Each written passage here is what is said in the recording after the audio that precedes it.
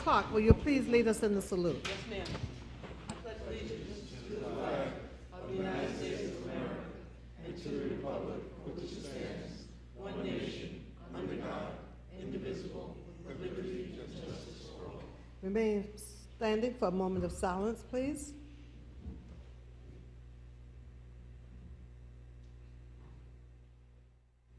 Thank you. I have before me certification from the clerk that this meeting is in compliance with the Open Public Meetings Act. Roll call, Madam Clerk. Freeholder Beasley. Freeholder Bobadilla. Here. Freeholder Clark. Here. Freeholder Gill. Here. Freeholder Johnson. Here.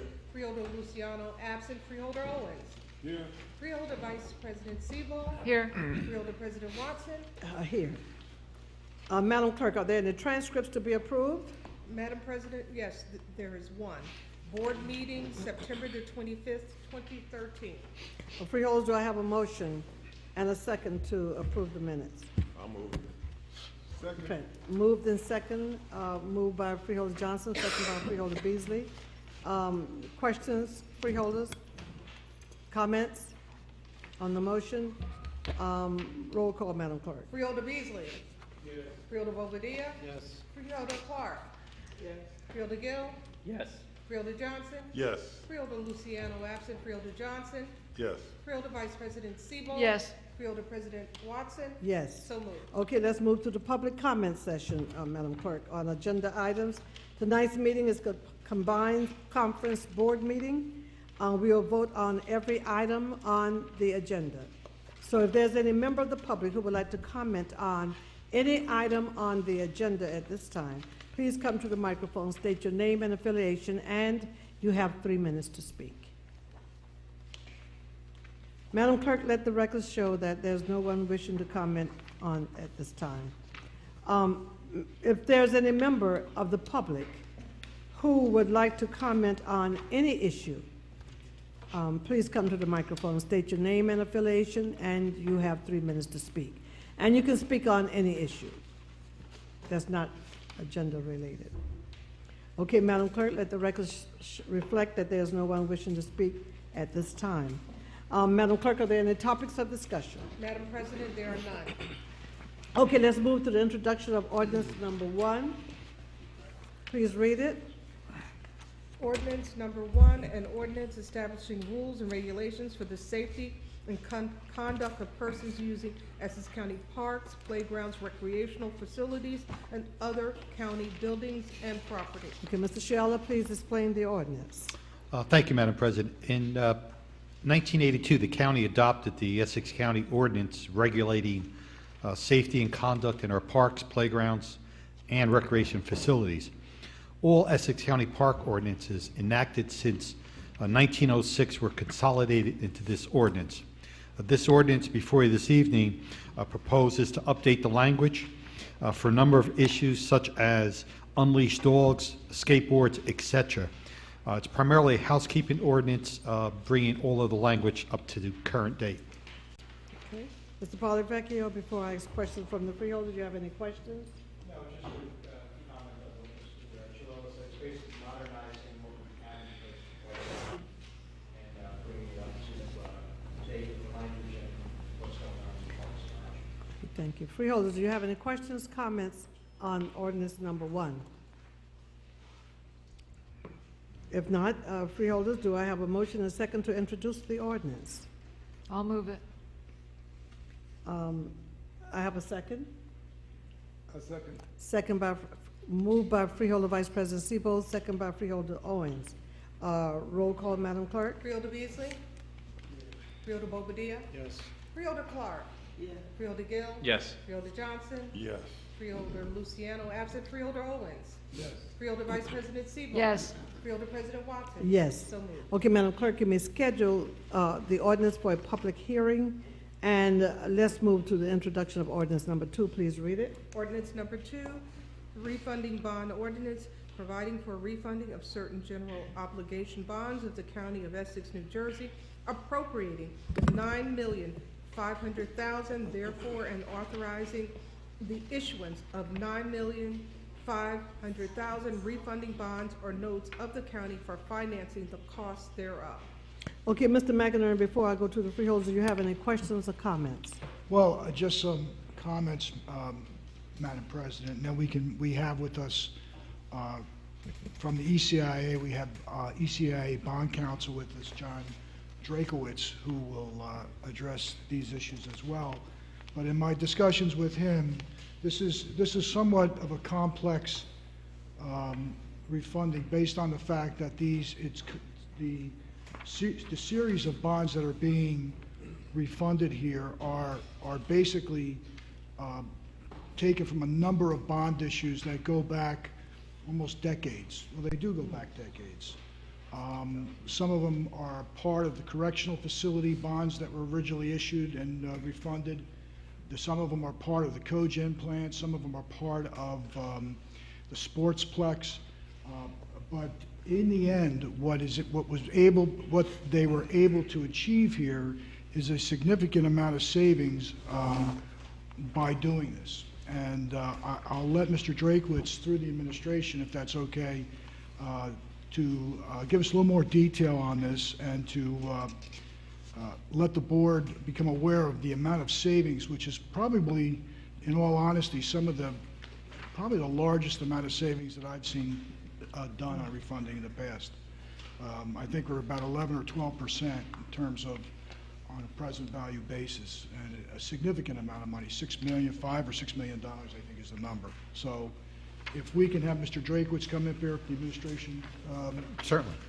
would allow us, just to give us a rundown of the issue and some of the points that are relevant. Okay, your name for the record, please. It's not Mr. Drakowitz, it's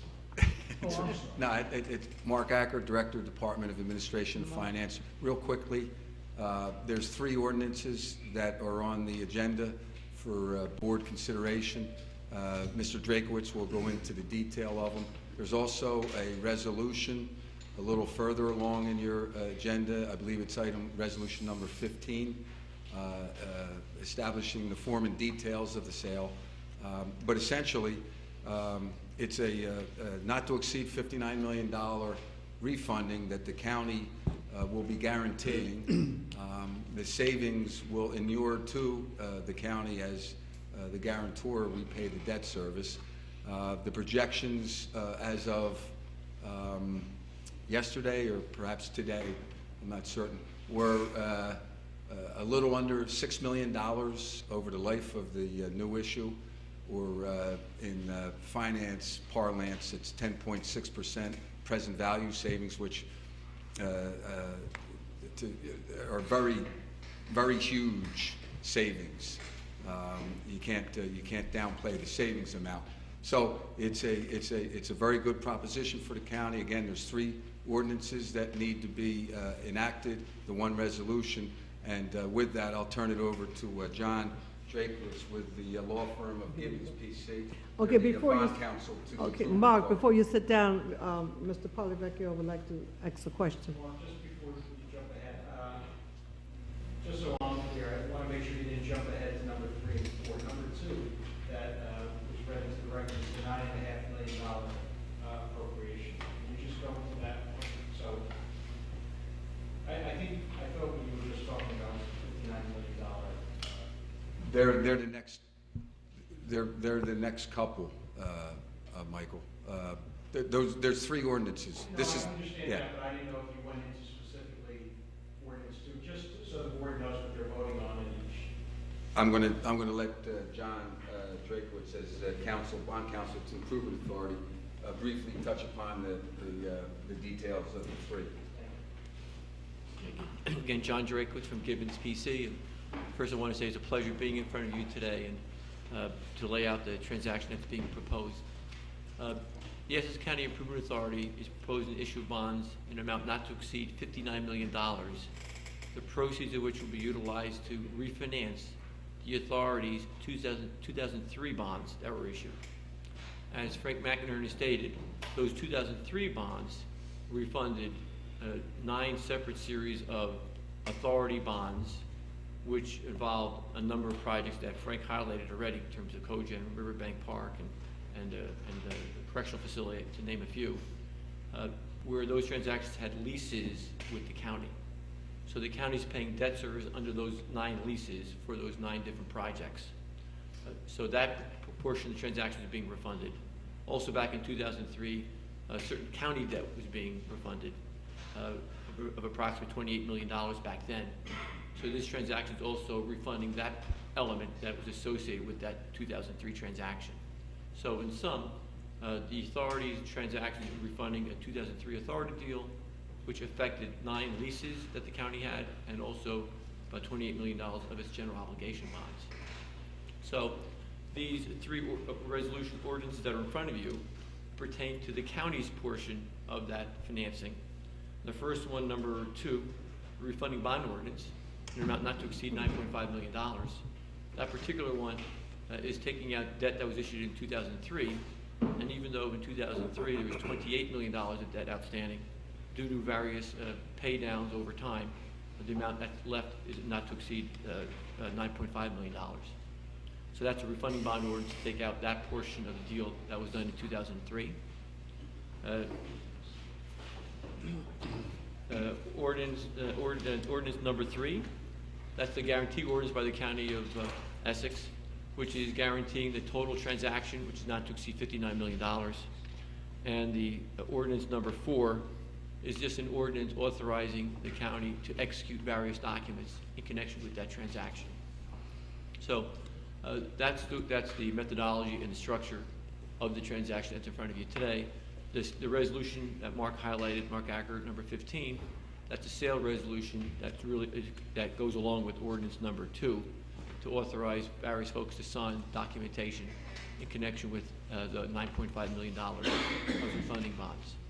I'd like to note that from the county's perspective, the $9.5 million, even though it's new refunding bonds, it's really replacing around $8.5 million of existing debt. So the net increase is going to be fairly minimal on it. So it's not really new debt as much as replacing old debt on it. And the guarantee, from an accounting perspective, is what's called deducted from gross debt. So there's really no net debt increase, which is again to the benefit of the County of Essex. I'll be happy to answer any questions the board may have, or Frank McInerney may have as well. Mr. McInerney. Just, again, so a portion of this is actually county bonds, and the vast majority of this is ECIA bonds. Is that correct? Well, actually, Frank, it's all ECIA It's all- bonds, all of it, but a portion of it is secured by county GO bonds. Okay.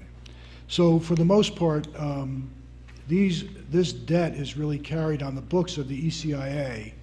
However, the obligation to pay this debt through the lease agreements between the ECIA and the county is the responsibility of Essex County, and the county is required in their annual budget to appropriate this level of debt service. And so the savings that you made mention of earlier is a savings that inures itself to the County of Essex and will impact in the future on our annual debt service appropriations.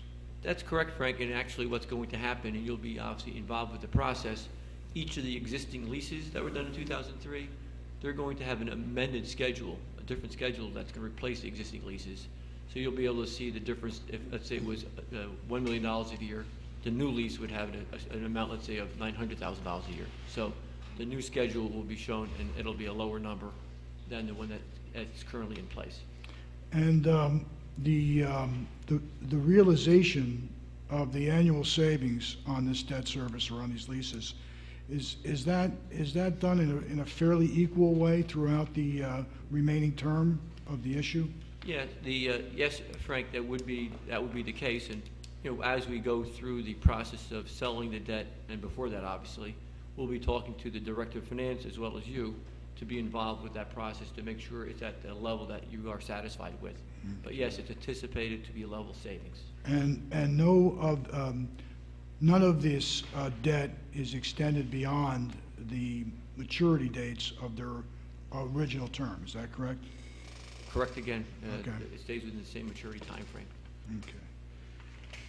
And so the overall savings, as Mr. Acker said, is just slightly below $6 million and will be realized in some increments, hopefully relatively, as it can be worked out, relatively evenly between now and I believe it's 2020 is the last. That was my Is that correct? Yes, it goes out to 2020, the debt. Okay. If I may add just one item, just to really complimentary in a sense, where this transaction is being done on a tax-exempt basis, and the authority and the county received proposals prior to that that would, because of tax regulations, would have made it done on a taxable basis. But by waiting the time frame that they did, which is about a year, they were able to do this on a tax-exempt basis, and as it turns out, that was the right decision. There's been quite a bit of savings that have been derived additionally because of that thought process. So I think the staff should be complimented that they undertook that strategy. It's worked out well, so you should be very pleased with that result.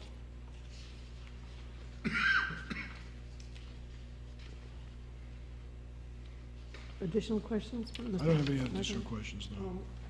Mr. Polybeck, you have any questions? So, in the year 2020, the bonds that we are approving, the refinancing of the bonds that we are approving tonight will extend to 2020? Would you, unless you come back and you can see additional savings, then you will come back and ask us to refund, or this will be the last time we can do the refunding? Yeah, on this particular transaction, these bonds, since it's already almost 2014, only have 6 years left. So when the bonds are going to be issued, they'll be issued on a non-callable basis, so they cannot be refunded after this point in time. Okay, so this will be the last time that we will be able to refund these bonds? That's correct. What did I hear when I heard Mr. McInerney mention 2020? What was he referring to? He's referring to that these bonds, when they're issued, are going to go have a maturity date between the years 2014 through and including 2020, Okay, that's the maturity date. the final maturity date.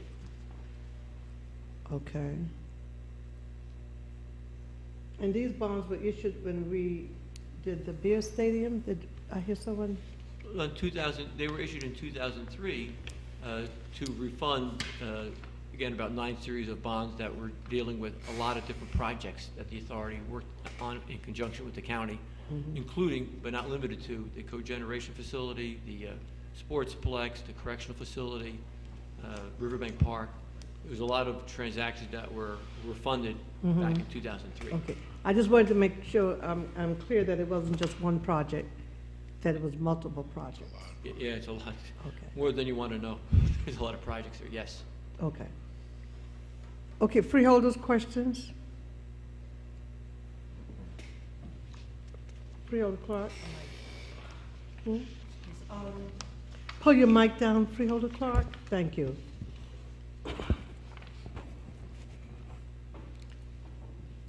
You said that the savings is going to be spread out over the 6-year period between now and 2020.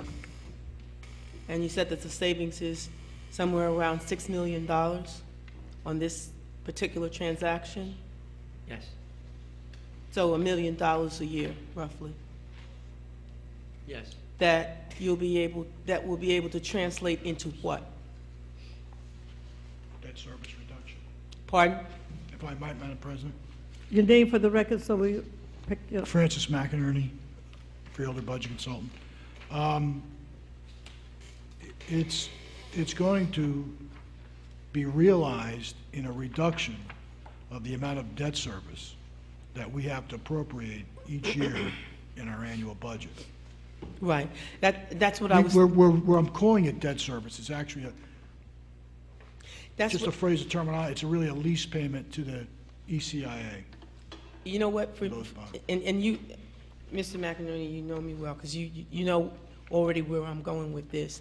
It's one thing for us to say on record, oh, what a tremendous savings, but, you know, from a real budgeting standpoint and from a real fiduciary standpoint,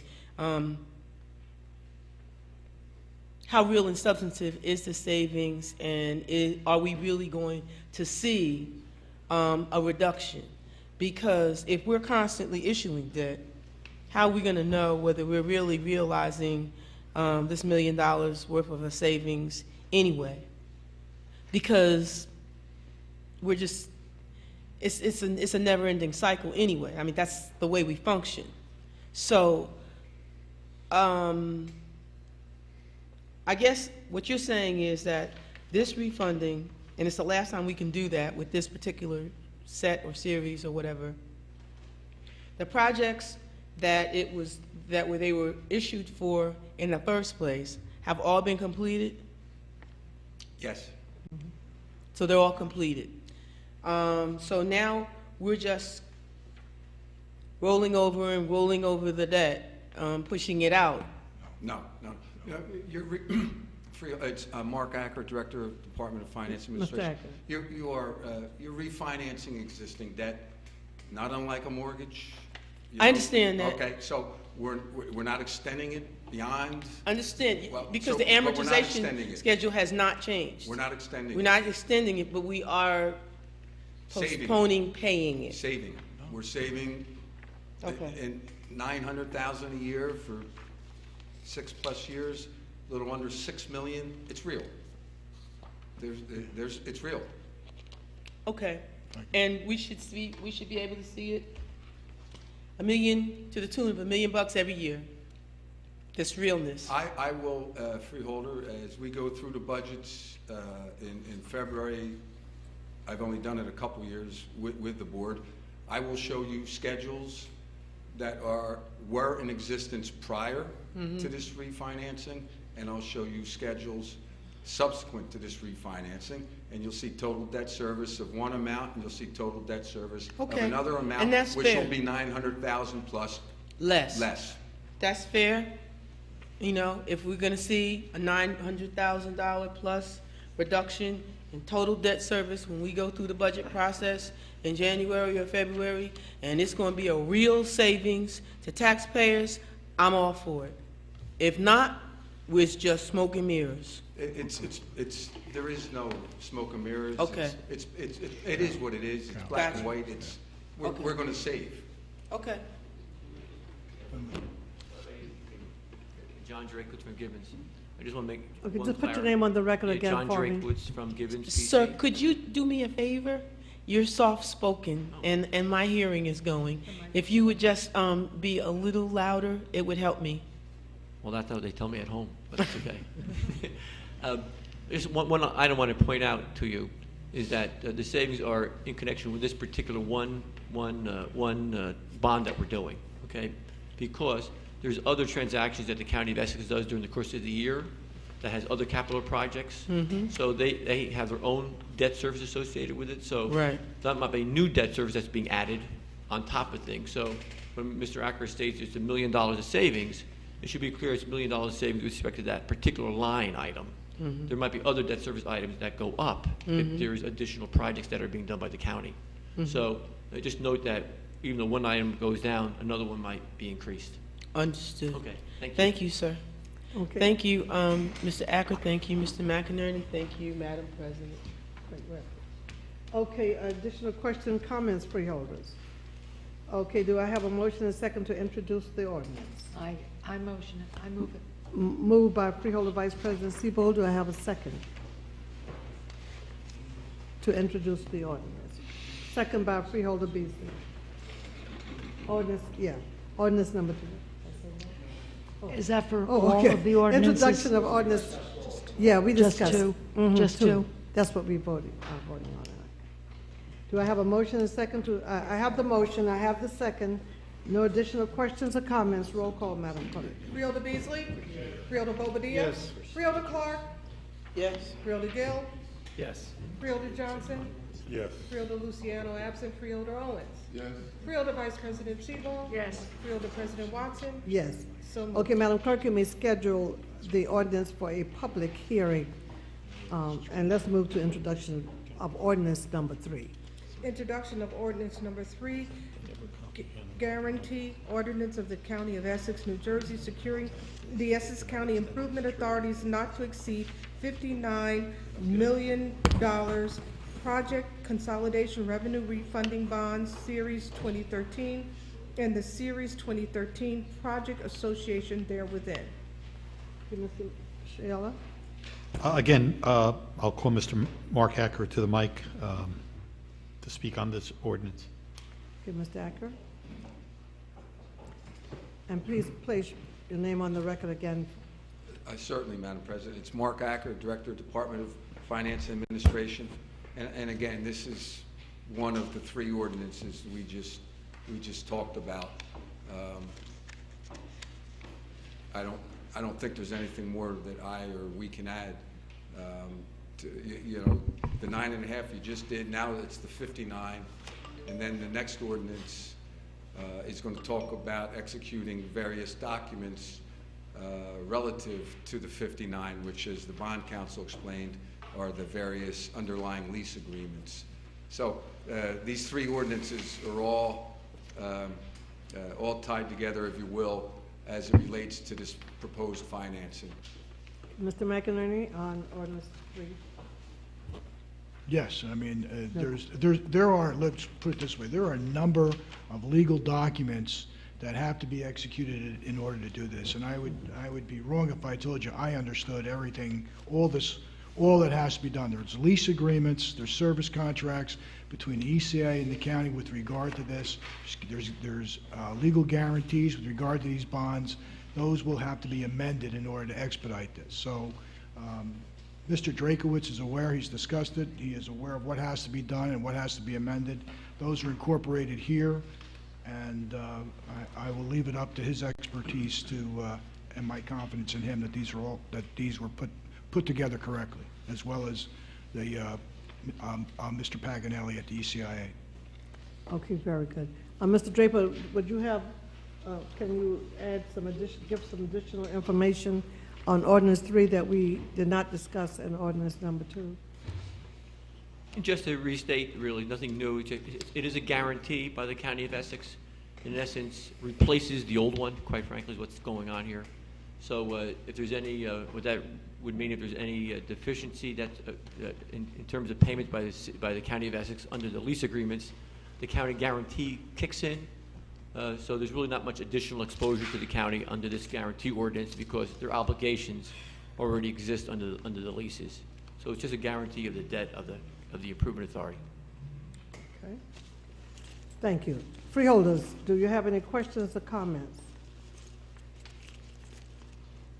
No comments, no questions. Freeholders, do I have a motion and second to introduce the ordinance?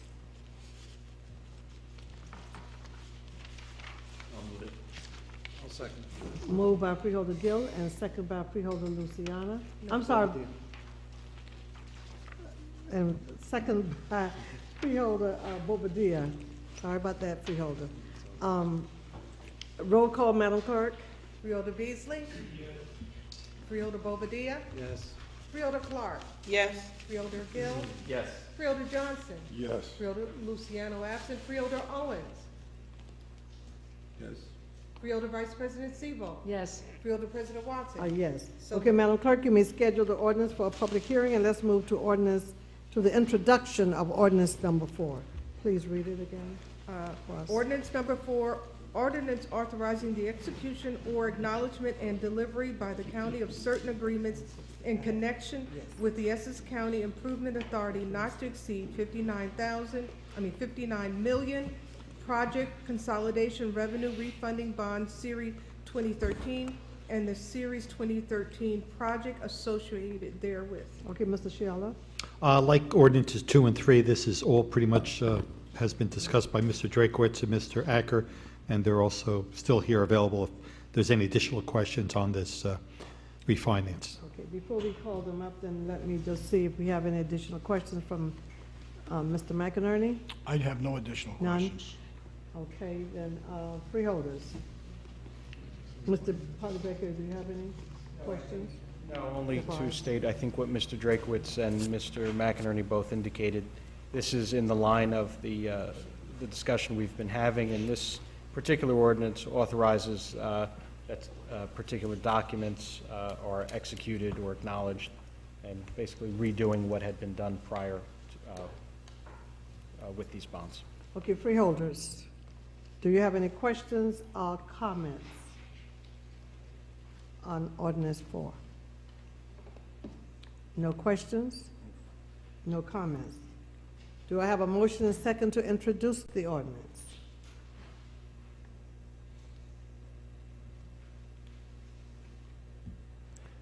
Freeholders, asking for a motion and a second to introduce the ordinance. I'll move it. Freeholder Gill moved it. Do I have a second? I'll second it. Second by Freeholder Johnson. No further questions or comments, freeholders. Roll call, Madam Clerk. Freeholder Beasley? Freeholder Bobadilla? Yes. Freeholder Clark? Yes. Freeholder Gill? Yes. Freeholder Johnson? Yes. Freeholder Luciano absent. Freeholder Owens? Yes. Freeholder Vice President Siebel? Yes. So moved. Okay, Madam Oh, Clerk. Freeholder President Watson? Yes, yes. So moved. Madam Clerk, you may schedule the ordinance for a public hearing, and let's move to Resolution 15 and 16.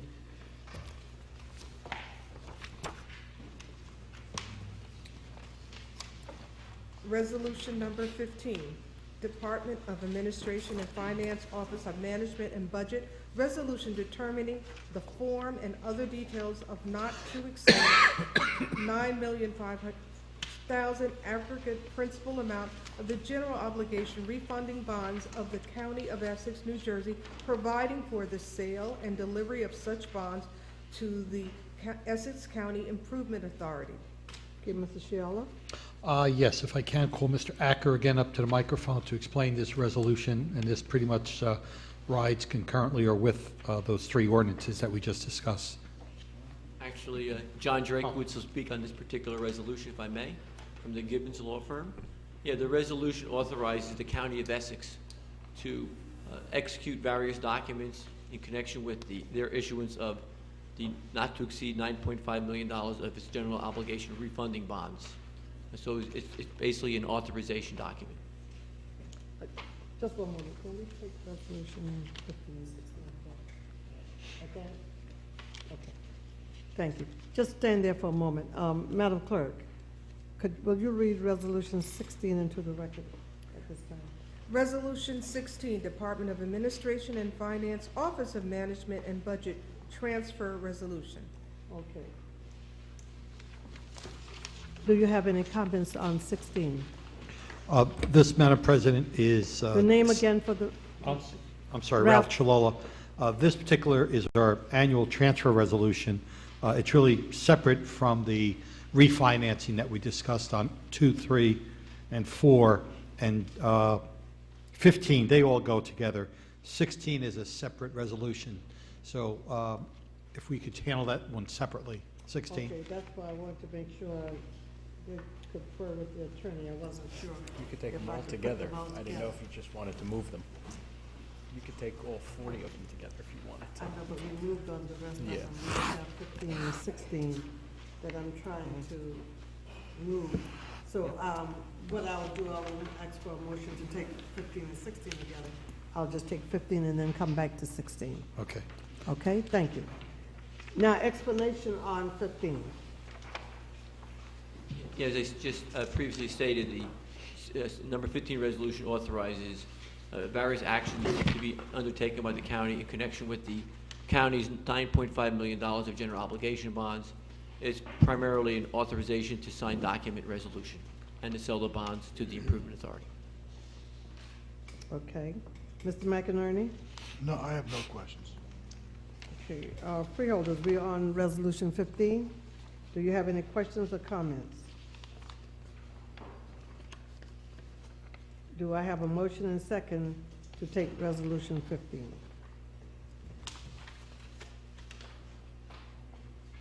Moved by Freeholder Beasley. Do I have a second?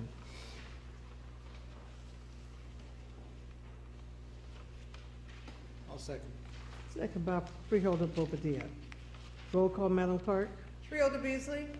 Freeholder Bobadilla? Yes. Freeholder Clark? Yes. Freeholder Gill? Yes. Freeholder Johnson? Yes. Freeholder Luciano absent. Freeholder Owens? Yes. Freeholder Vice President Siebel? Yes. Freeholder President Watson? Yes. So moved. Okay, now, we'll go to Resolution 16, and we've read that resolution into the record already. So Ralph, you want to explain Resolution 16? Yes, Madam President, this is typically at this time of year, the administration comes before the Board of Freeholders for year-end transfers for various balances in the budgets across the county, and I'll have Mr. Acker address this resolution. Mr. Acker? Thank you, Ralph. Again, Mark Acker, Director, Department of Administration and Finance.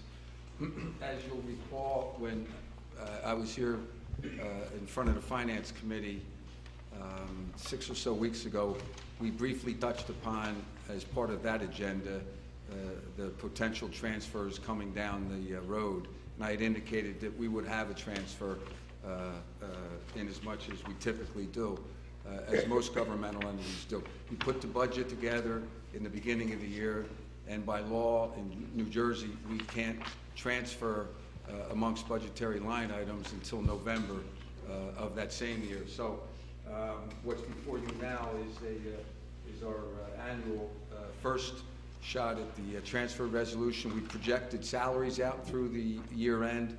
To the extent we have a sense that we're going to be short, we've included those salary line items in here. The majority of them, they're small. They relate to additional temporary help as it relates to the election offices for the various elections, certainly 2 additional elections this year. Relates to minor overtime expenditures that exceeded our budgetary forecasts. In one instance, we projected retirement payouts in one office for 2 people, and our projections back in December, January of last year came up a little short, so we're transferring a little there. So by and large, the majority of these transfers are little items here and there, primarily for salaries and wages. As I explained 6 or so weeks ago in front of the Finance Committee, I did think the bigger nut that we would be presenting to the board as far as a transfer would relate to the Parks Department, and that is in fact the case. We are asking to transfer into the Department of Parks, Recreation, and Cultural Affairs, their salary and wage line item, $165,000. A lot of that has to do with additional temporary help at the zoo, Turtleback Zoo. We're also asking within our maintenance of parks allocation for both salaries and wages and other expenses, additional funding for salaries and wages. We're looking at $390,000. Again, it's our projections that as we hit through payroll 26, we're going to need that $390,000. Again, it's primarily temporary help and overtime as it relates to the various park functions. And within our other expense allocation for the maintenance of parks, we're looking for an additional $410,000. Again, the voluminous usage of the parks, they have exceeded the initial budget. Our projections are to the tune of $410,000. But if there are any questions on any of the line items, I have specific answers.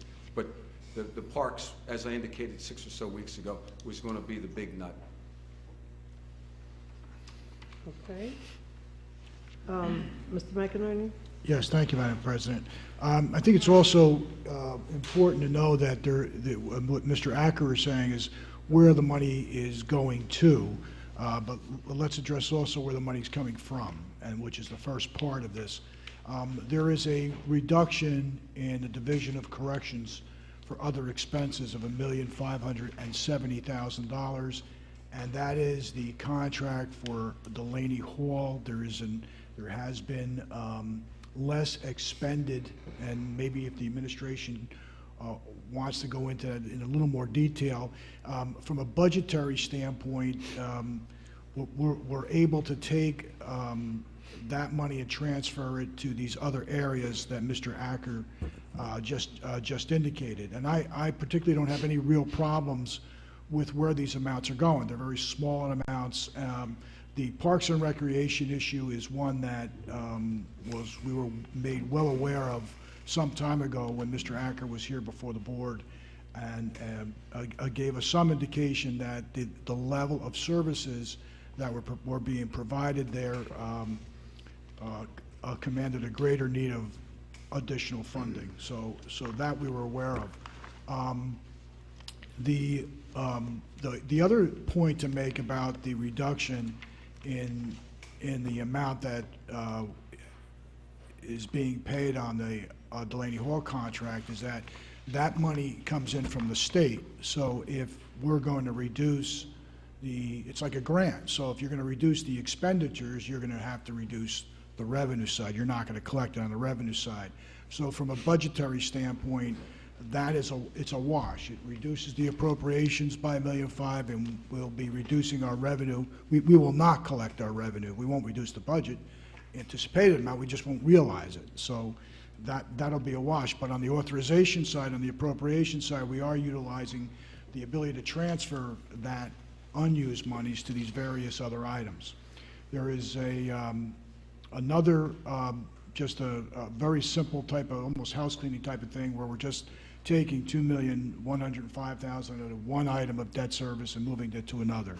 Really has no impact on the budget whatsoever. So I think Mr. Acker explained the highlights of the areas where most of the money is being transferred to, specifically parks, and again, I think I just added a little bit more information with regard to how that reduction of the contract in corrections also impacts on the revenue side. Okay, Mr. Rebecca, you have any questions at this time? Okay, freeholders, do you have any questions or comments? And we are on resolution 16. Freeholder Gill? Thank you, Madam President. So there's a reduction in the contract with Delaney Hall between There was a reduction in the utilization.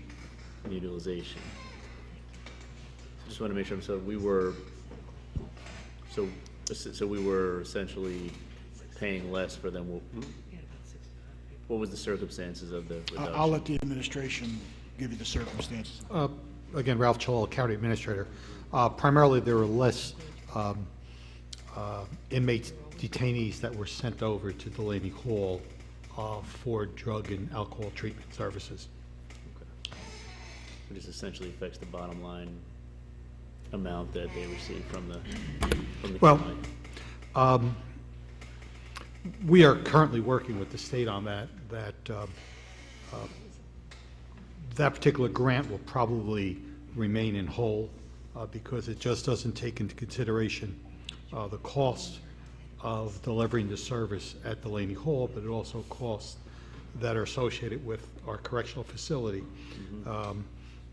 Our personnel to administer the program in terms of how the county operates its drug and treatment program. So although the payments for services to Delaney Hall were less, the activity level still remained the same on the part of the County of Essex. So for all I'm saying basically is, we're working with the state right now that that grant quite possibly will not be reduced.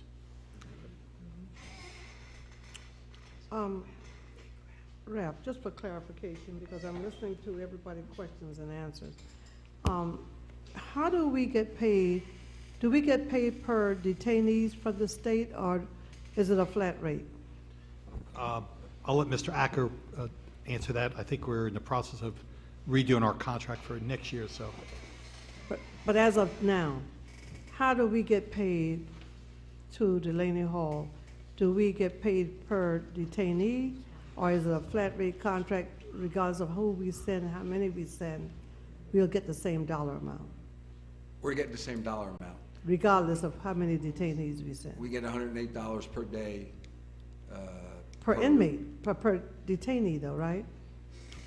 So- Per federal detainee, correct. Right, so if we U.S. send, U.S. Marshal, we get 105. right. From ICE, we get 108.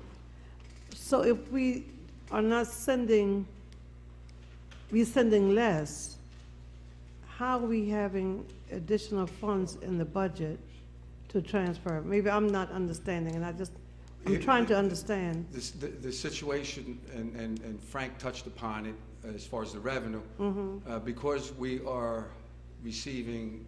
have received throughout the year fewer detainees than we had anticipated. Our revenue is down. Part of those detainees go to Delaney Hall, where we pay, and that's in the budget that we pay. Oh, okay. That's So, what okay. Because the inmates, the federal detainees are down, what we're sending to Delaney Hall is down. So that allows us to have available funding in the appropriation side of the correctional institution budget to pay for these transfers. That's already in the budget. We budgeted And it's on the for a budget. certain on the amount line. of Okay. anticipated detainees at Delaney Hall, and we are experiencing less. So we have Fantastic. available Okay. money there. On the other side, on the revenue side, we're not getting what we thought we'd get, but we're also not spending what we thought. You're we'd not get. spending. Yeah. Okay, I wanted to understand exactly how that's working with on Delaney Hall versus the inmates that we send. I thought, so we are receiving funding from the state based on the number of detainees we send to Delaney Hall. But in our budget, 2013 budget, we allocate X amount of dollars for those detainees if we don't send them over to Delaney Hall. Just to be clear, there are two different programs at play here. The federal government, we have contracts with for the ICE detainees. We receive $108. To the extent we get the level 1 detainees, the non-criminal detainees, we have a contract with Delaney Hall, and that's what we're talking about as far as this transfer. Okay. Where we paid Delaney Hall for those. Okay. We're not getting those number of inmates from the feds, so we're not sending them to Delaney Hall, over which to is why Delaney. we have the money available. The state program is an $18 million program. It's an alternative to incarceration. The state will pay us $108. Well, we pay the $73, different from the $89 for the other program. We pay $73 to house them in Delaney Hall under that grant program. But we still get paid $108 by the feds From the feds. on that program. But this relates to the federal ICE detainees.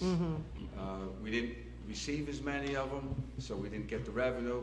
Consequently, we're not housing as many of them at Delaney, so we have available appropriations to transfer to pay for the various needs, as I discussed as far as the various salary accounts.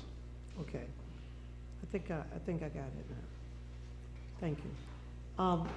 Freeholders, questions? I see two hands up.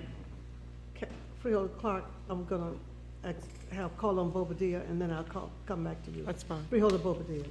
Has there been any communications with Homeland Security as far as the projected number of detainees that we're looking to expect for 2014?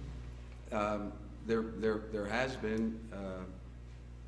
The county executive and others several weeks ago went to D.C. to meet with our federal representatives. As a result of that meeting, our numbers have increased. And they're still at increased levels. Our issue was throughout the summer, late summer, the numbers started to drop considerably because of the sequester. Homeland Security, not unlike all the other federal departments, had to cut back because their budgets were cut back. And to the extent that the decision was made federally on the level 1 detainees, the non-criminal detainees, to not pay to house them, that's what they did. We saw a considerable drop in our number of detainees for a few months as a result of the sequester. Subsequent to the executive's meeting in DC, those numbers have improved. All right, thank you. Very good. Freeholder Clark? I guess the one that makes the most sense, obviously, is that Mr. McInerney said it, and you reiterated it, Mr. Acker, that the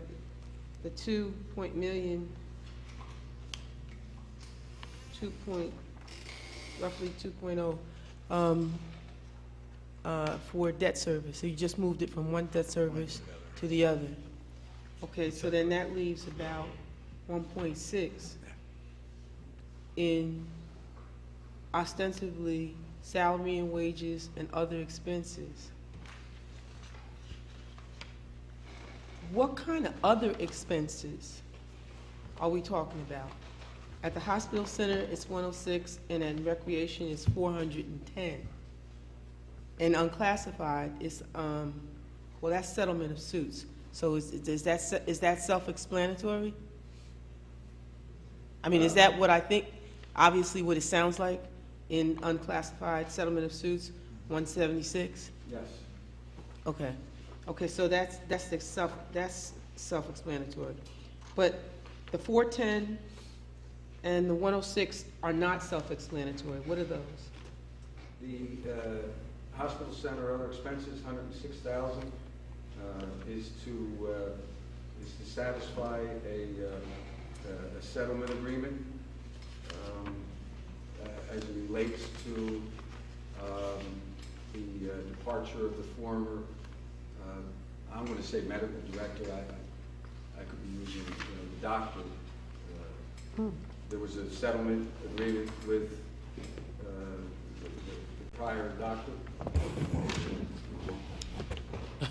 Your name for the record? Are you coming to the mic to speak, to insist? I didn't want to drag him off, so I figured I would just. Okay, what's your reason for coming up then? James Your Bagley name? from the Office of County Council. There's a proposed settlement that I don't think should be discussed in public. If Okay. the board wants a session with my office, as we do frequently, we can go through our list of cases with anybody, or if Mr. Parlavecchio wants a conference, or if we need executive session, we can go through it then. There's still paperwork to be done and things like that, so it's not right yet to be discussed in public.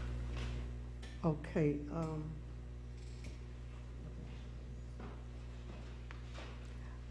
I'm going to request executive session on this.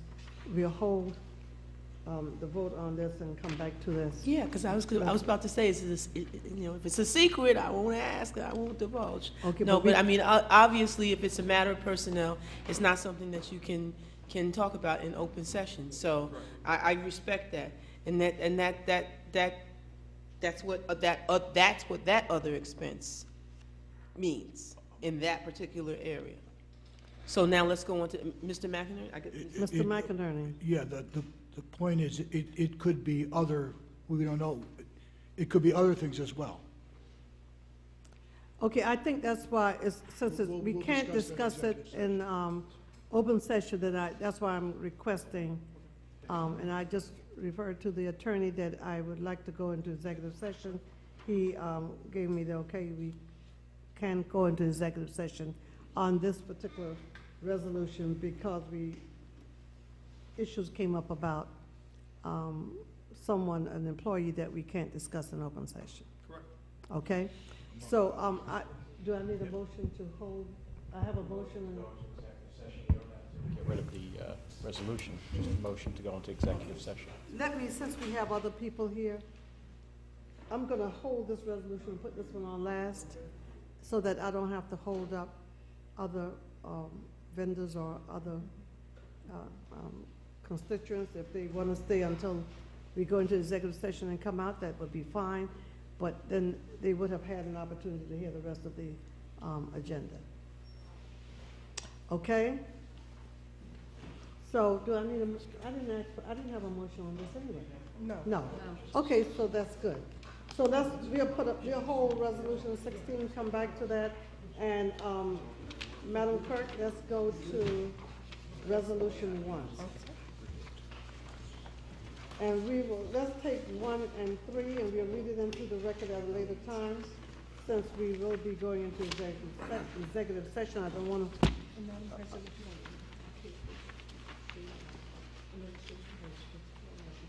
Yes, I will. Okay, we're going to take Resolution 1, and we'll read it into the record at a later time. Resolution 2, withdrawn by the administration, and we will take Resolution 3, we'll read into the record at a later time. And Ralph, if you want to explain Resolution 1 and 3. Certainly, Madam President. Resolution 1 is the County of Essex authorization to execute a contract between the County of Essex and Aetna Life Insurance Company in the amount of $85,398,354.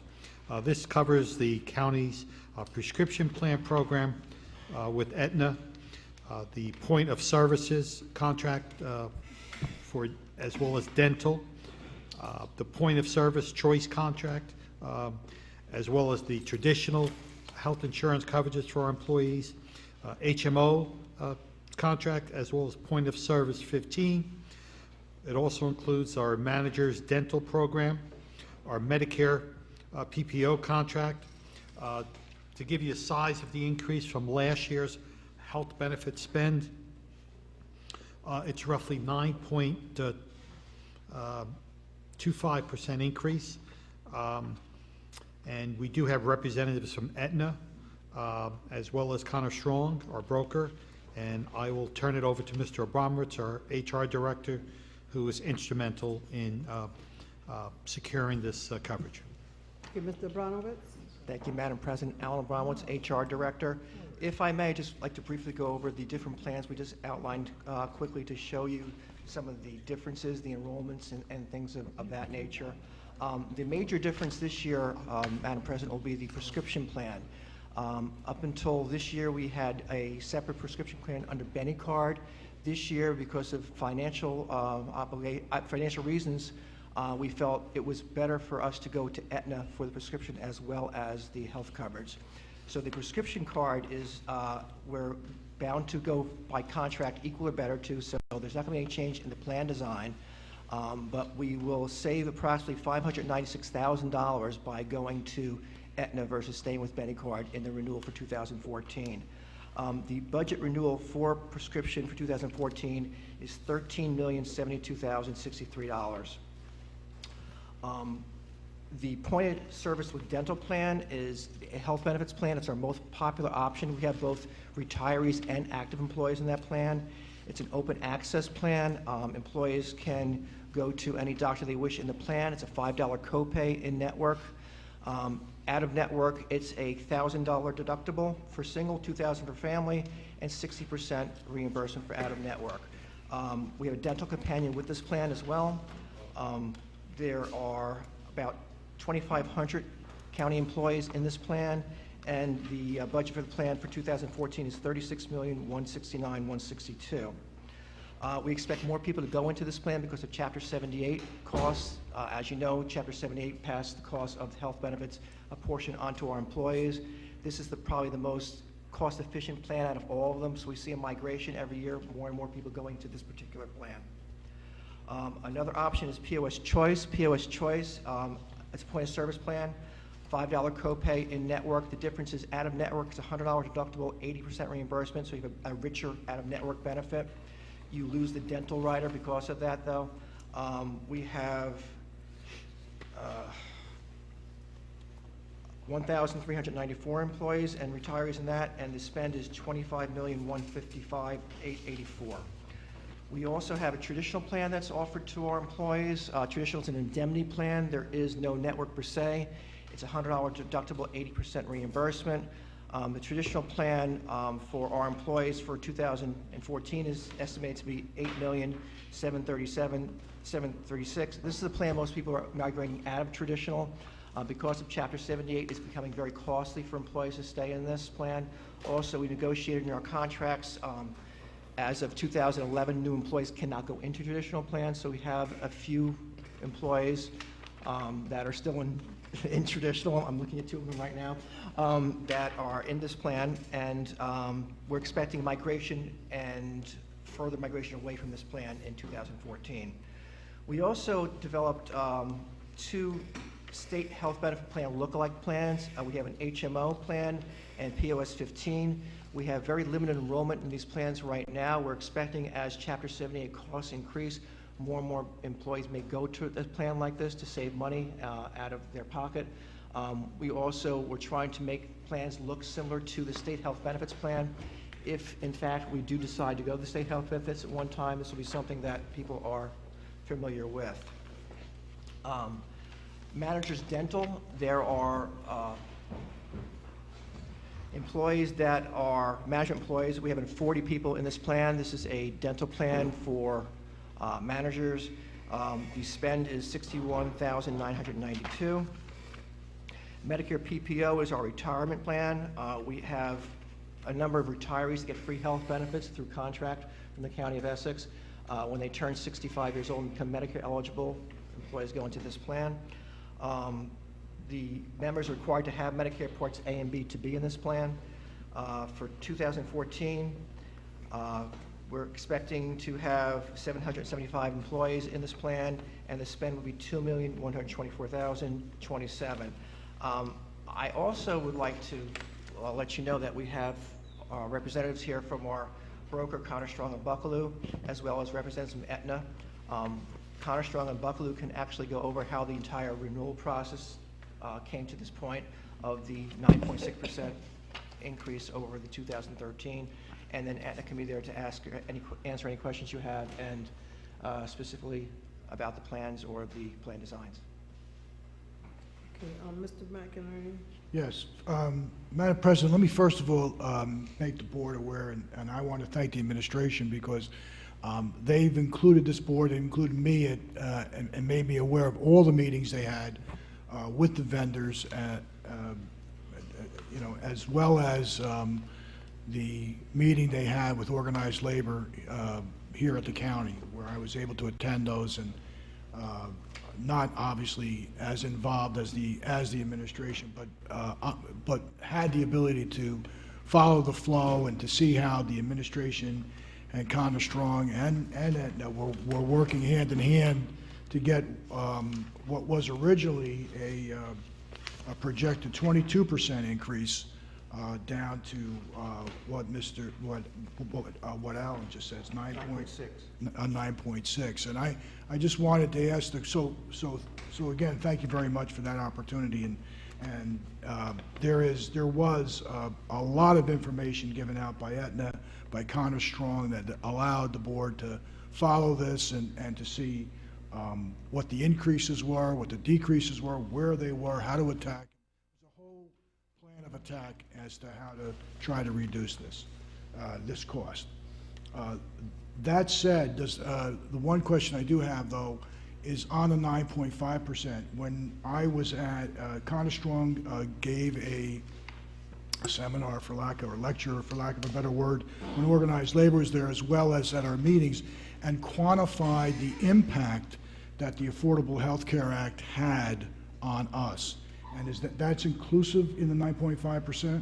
That's correct, yes. Okay, at one point when the increase was at 14%, projected at 14%, that represented 3.5% of that.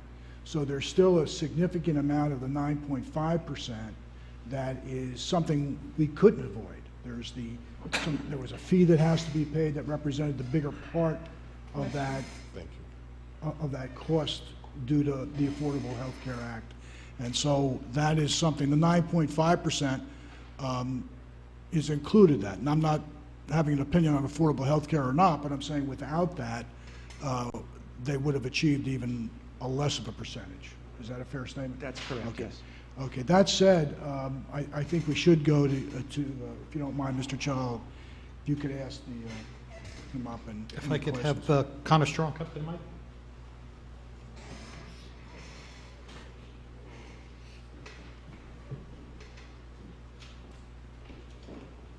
Good evening. My name is Tammy Brown from Connor Strong and Buccaloo. I'm here with my colleague Renee Goyko, and we are very happy to come before you this evening to talk about the 2014 Health Benefits Program. So to supplement what Mr. Abramowitz and Mr. McInerney said, every year we go through a review of the experience for employees and spouses of the county. And we look at trends relative to the type of services that members are accessing, the locations that they're using to get care. And what we've done is we've pulled together that data in a very comprehensive way. So with your permission, I'd like to go over some of the trends that we've observed. So when we look at calendar year 2012 for the medical plan, we're looking at, and I've talked about loss ratios before, which is really the relationship of claim spend to a premium dollar.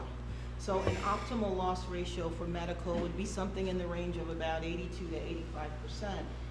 What we were seeing for 2012 is about an 87% loss ratio. So that means that the county's claims are running a little bit higher than benchmark, but just something to gain our attention, nothing to be completely alarmed about. However, when we continue to look at the most recent data for 2013, we are actually seeing about a 93% loss ratio. So what that tells us is that the claims are starting to escalate in the most recent period. It's that claims experience, and I appreciate, Mr. McInerney, you have that because that's all there, so I'm going to peek over your shoulder, actually. Which one do you that, want? Yeah, that we actually see that the claims are increasing. And when we look at that, we really want to look at prevalent conditions and high-level claimants. So what we have seen is that there has been an increase in the number of members that have amassed significant dollars in claims for very specific conditions. So what we have seen is that we've had 16 high-level claimants this year, and it's that data that goes into the development of the rates that we talked about that actually started at a 21% increase, and that was ultimately reduced to something in the neighborhood of about 9.5%. So we continue to see in the county's data members that suffer from hypertension, cardiovascular conditions, cholesterol, cancer claimants, and diabetes. So we continue to see that, and we are working with county administration. And I know this came up the last time I was before you to talk about the development of that wellness committee, because we look at the demographics of the county. The county demographics are similar to other counties in urban areas, and we need to continue to look at what's driving the costs in this particular location. So we have identified those prevalent conditions, and we will be working alongside the county team as well as our Aetna partners to come up with some sort of strategy so we can identify those prevalent conditions and find a way to mitigate those costs. The other thing that we want to talk about a little bit, and Mr. McInerney touched on this, is the impact of healthcare reform, the Affordable Care Act. So there's a 3.5% adjustment that is included in that 9.5% overall increase that needs to account for certain costs under the Affordable Care Act. So I'll just briefly try to touch upon all of them. The first piece is what's called a patient-centered outcomes research fee, which was really a nominal fee that is included in the premium rates to really support federally funded research programs. The second piece, and you all have heard about what's happening with the exchanges that went live October 1st, and the website and all the challenges that have been with that website. There's another fee called the transitional reinsurance fee, which basically says that there's going to be a whole host of folks that were previously not in the healthcare system that now have the opportunity to join that healthcare system. And they join that healthcare system with various levels of health risks. It's this transitional reinsurance fee that's included that covers the risk for those individuals. The third fee, and we talk about the 3.5% addition to the premium rates, 2.5% of the 3.5%, the lion's share of that cost is to support something called the health insurer fee. And that is really to provide premium subsidies or tax credits for those folks that qualify for a subsidy under the exchanges. So when we talk about the claims experience going up, I mentioned those loss ratios that were ticking up that would have normally produced a higher rate action. It's through the efforts of working with our Aetna partners, going out to the market to solicit other vendors to see if in fact there is a more effective premium objective that could be attained by going to another vendor, and then our work in working in partnership with county administration that really resulted in that ultimate 9.5% increase. If we were not faced with the challenge, if you will, of accounting for the cost of healthcare reform, that increase would have been anywhere from about 6.5% to 7%, which is about half of what we would normally see on an account this size with this type of performance. The other thing that we looked at, and Mr. Abramowitz touched on this as well, is the impact of the pharmacy. So we have 2 pharmacy plans today. We do what we normally do in terms of looking at the claims experience. So now I mentioned those prevalent conditions on the medical plan. We look at that in conjunction with the pharmacy. And what we are seeing is that the pharmacy loss ratios, again, that claims to premium relationship is running at over 100%. So like the medical, if we look at calendar year 2012, we were running at a loss ratio that was about 102%. But if I look at the most recent claims in 2013, 102 spikes up to 111. So that tells us a few things. That tells us that we know that we have high-level claimants and additional utilization on the medical side, but it also tells us that folks are using their pharmacy plan, excuse me, and they're using it excessively, which we think is a good thing because we know that folks are taking their meds. So ultimately down the road, we anticipate seeing a downturn in the medical claims costs because folks are on their medications. The other point I want to leave you all with is that we do know that we have some cancer claimants on the plan. So we look at the usage of specialty drugs for these cancer claimants. So there are 2% of the number of claims are attributed to specialty medications, but 20% of the pharmacy cost is attributed to these specialty meds.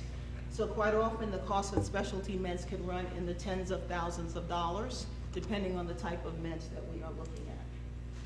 So for that reason, we opted to again go to the market because Benecard had given us what we thought was an excessive rate increase, even in spite of the loss ratios that we looked at. And we went to our Aetna partners in the market, and Aetna was able to give us an increase, not at the 9 and change percent that Benecard offered, but a 4.5% increase on the pharmacy. And as Mr. Abramowitz mentioned, that was a savings of about $570,000 off of the Benecard renewal. So then we look at the Aetna dental plan. We're coming up with a 3% increase there. So to summarize, the overall increase for the county spend is about 9.6%, or about a $7.5 million increase to the plan. So I'm going to stop for a second and see if there are any questions. Mr. McInerney, and then I'll come back to Mr. One of the things that I found interesting in going through this was that in looking at these percentages, when we say it went up 9%, there's so much more to be looked at in terms of percentages, because some of the plan highlights for 2012 also looked at those increases in percentages when you take into consideration or start excluding large claims. So if you start excluding large claims, those that are above 50,000, and then those that are above 100,000, you start to get a better feel for what the norm is, I would say. And obviously, I don't know, this is for 2012, it says here that the per medical trend is 10.5% for claimants and 12% for employees, but the member trend reduced to 5.4% when the claimants are excluded, which is the $50,000 large claim threshold, and it goes to 8.9% when $100,000 large claim. So can you just give me a feel for that? Are those percentages in terms of increases more, I know in the end it's all dollars out that you look at in terms of the percentage increase, but do we get a better feel when we start to exclude those larger claims? Yeah, as to what the performance of the plan? And that's exactly right, because we don't want to look at the data in its totality, because you may have some aberrant high-level claimants in the mix, and we do get that information from Aetna, and we are seeing claims that can be as high as per member, $250,000 per. So you're absolutely correct. So what we try to do from an actuarial perspective is take out those aberrant claims so we can get a sense of how the group is performing without those claims kind of clouding, the decision. So that's why we really have that temperance, if you will, of the high-level claimants. Once we take those claimants out, we're still seeing, in terms of the entire group, common prevalent conditions that might not have hit that stop loss level yet, but we do know that there may be some emerging claims on the plan that we have to be mindful of. And then, I guess this is more for Edna, but there was some discussions about when we're dealing with wellness, part of our premiums being utilized, I forget how much it is, Yeah, 50,000? Yeah, you Or are something right. like Aetna 50,000. provides for us a wellness budget of about $50,000 that can be used at the county's discretion to really talk about different type of programs that we may want to engage county members in, things like offering pedometers potentially. We have a smoking cessation program that the county currently offers. We don't have a tremendous amount of members participating, but we really want to talk with the county administration about how to best use those dollars, because the Aetna contract is an insured contract. So Aetna sets a premium rate that's going to reflect about 9.5% higher than it was last year. So it's in Aetna's best interest, I just certainly don't want to speak for my carrier partner, but it's in Aetna's best interest to manage those claims because they are ultimately holding the risk for the county business. Just talking down the road, we've had discussions about potentially taking the county self-funded so that it becomes the county's dollar, if you will, but we want to make sure that we have stabilized the claims utilization before we can make that recommendation. So we continue to look at the claims on a monthly and a quarterly basis to see if those trends are continuing to go up. And when you mentioned county going self-funded, it was my understanding that the largest portion of that Affordable Care Act piece, the $1.6 million, would not be applicable That's correct. That's to the health. self-insurance? That's correct. That's the health insurer fee that I mentioned, Right. the 2.5% and the Right. 3.5%. That goes away when an account becomes self-funded. That's Okay. correct. And then finally, the 3.5% was a percentage put out there when I think we were looking at an increase higher than 9.5%. Right. Now that you were able to manage it down, you and Aetna were able to manage it down to 9.5%, did that 3.5% get diluted to a smaller amount of percentage? Actually, the percentage stays the same. It does. It's the dollars that go down. Okay. So the dollars went down because it's a function of the premium. So once that premium went down and the claims projection went down, that 3.5% in dollars went down. Okay, very good.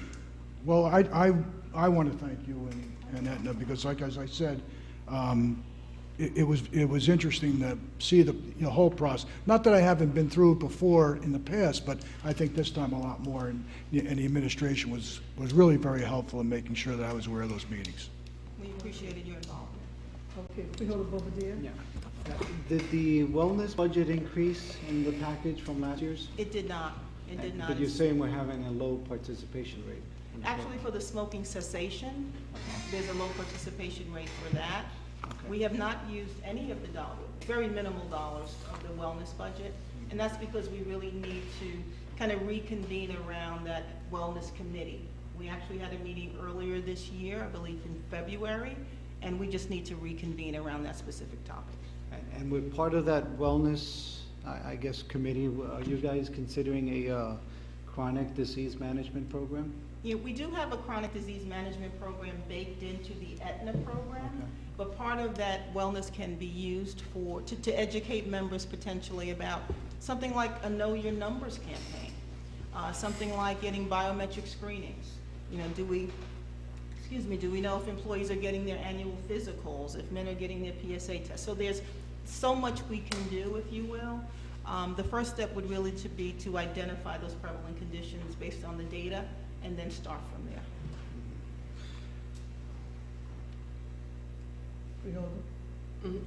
Freeholder Bobadilla, Did you want to Did go? you complete It looked the- like you wanted to jump in for a minute, Frank. Freeholder Clark, before you start speaking, let me see if Freeholder Bobadilla finish his question.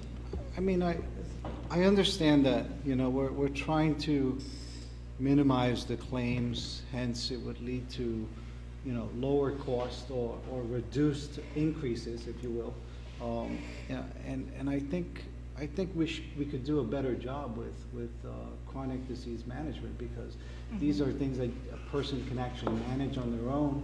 If they have the proper education, they can look at their diabetes or their heart disease and manage it, and we can look at those claims. I mean, do you have a number on those percentage of claims right now Yeah, in your data?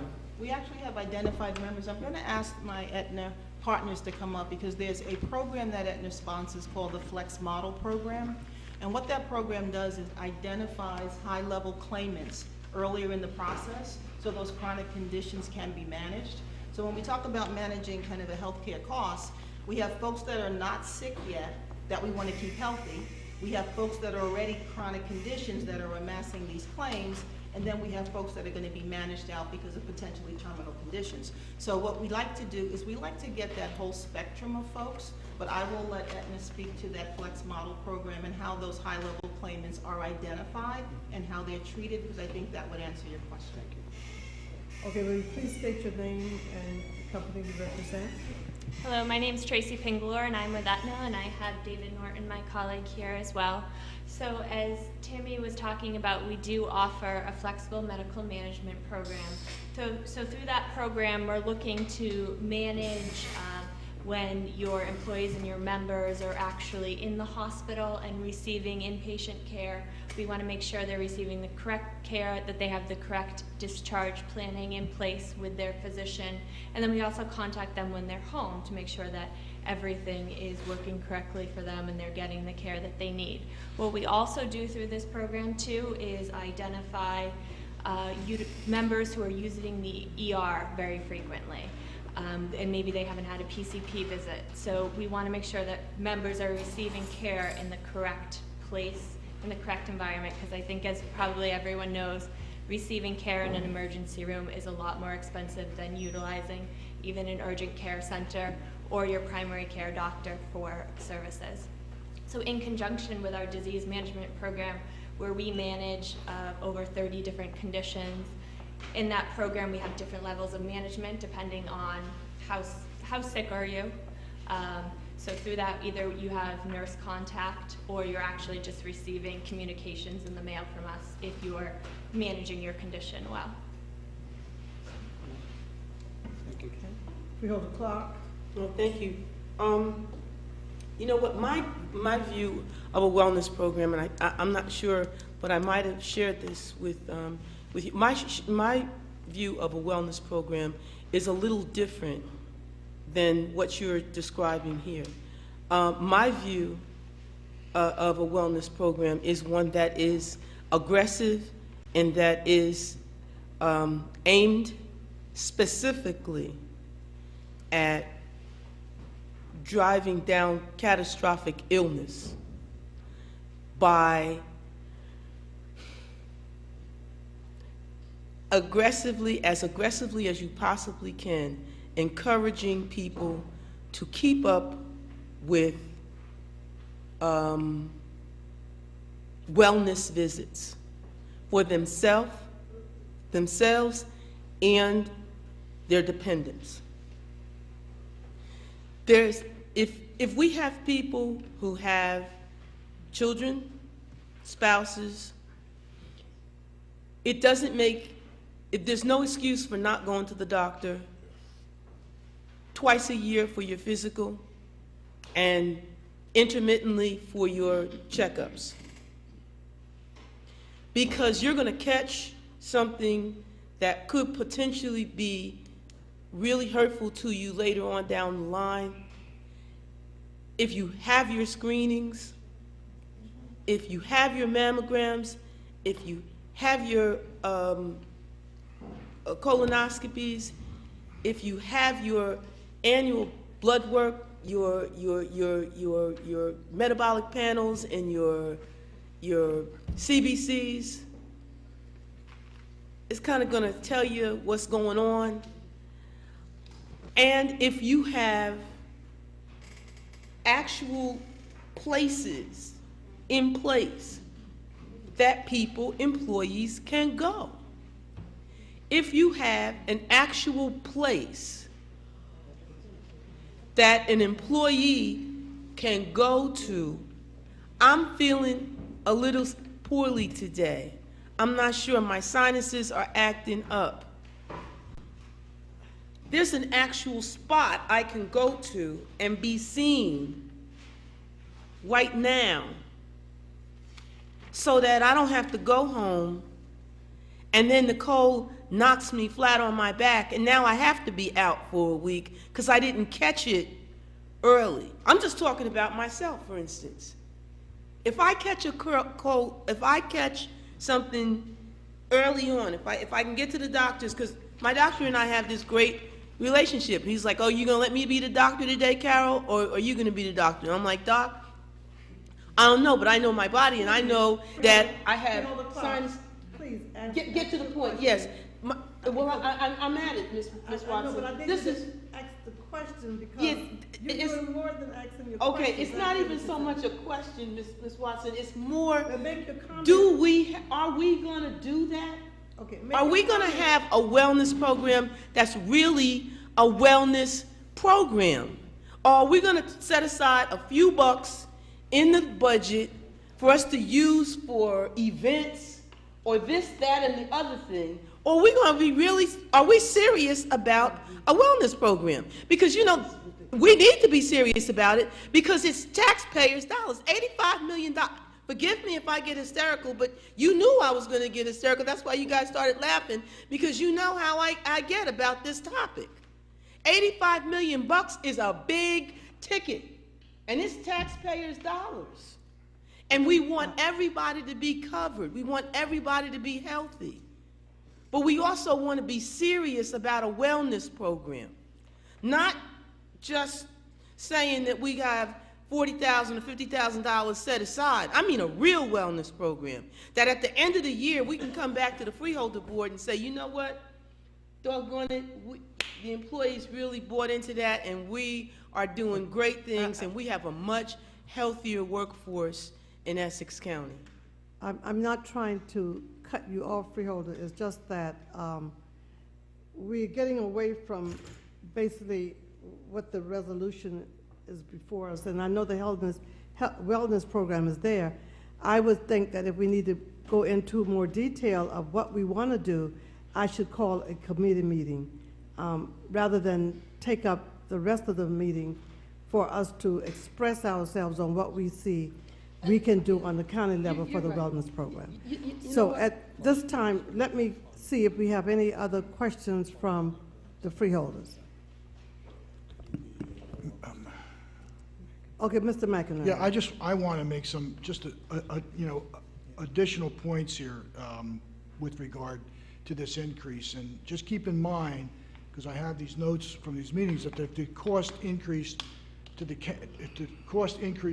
county, so does it to the copay on the employees. So when you look at the 9.5% increase, you have to understand that I don't believe that's net of what we're anticipating that increase to county employees on the copay side. So, we do see a reduction in the appropriation because of that. Also, keep in mind that from a review standpoint, the county's consultants also review annually the option of switching to the state health benefit plan. So that was things that we look at annually. You could correct me if I'm wrong. I have that in my notes as well. And that we, in fact, did look at that, and that the state plan originally, I think, had a 12.5% increase over the last year.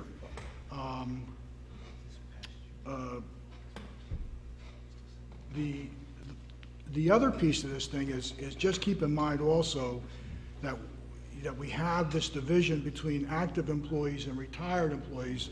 I think it was somewhere between, I think it was roughly around 1,900 retirees that we're paying.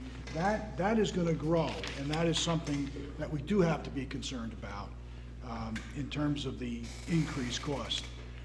And lastly, in agreement with what the freeholder said about the wellness program, we do get 50, but that doesn't prohibit us from appropriating our own county funds into something, and that's something we could have at that discussion, whether the freeholder want to look at that, Yes. to subsidize, the 50,000 that we get from Aetna. Okay, with that said, I'm done. Thank you, Madam President. Okay, freeholder, I'm sorry, Mr. Shala. Just to follow up on the $85 million spend, we should all be mindful, we all know of Chapter 78 and how much our employees kick in for that. You can figure about this year of that $85 million, maybe about 10% will be picked up by the cost of our employees. So, as you know, that number keeps growing, the percentages keep growing under that program. The entire 85 million, a good 10% of that is bared by our employees. Madam President, can I Yes, raise? Mr. McInerney. I would also like to raise another point, that I would assume that those costs in health benefits, costs associated with welfare, are picked up by the state of New Jersey. So, when we look at these percentages, we haven't really fine-tuned them to see what the true economic impact is to our annual budget, which would be, based on what Mr. Cielo said on the employee copay side, based on employee reimbursement, based on hospital employees and things of that nature. From a cost standpoint, we have to, of course, you do that every year to see what it is, but it's when you say 85 million, keep in mind that there are reimbursements coming in on hospital, on welfare employees, and also on the copay. Okay. Madam President? Yes, Freeholder Clark. Have we factored in what the saving, because we were told that there was going to be a savings from the, that program that you were saying, where, like, say, if you have a husband who has an insurance someplace else and you don't take the health insurance here, and you get a check from the county for not taking the insurance.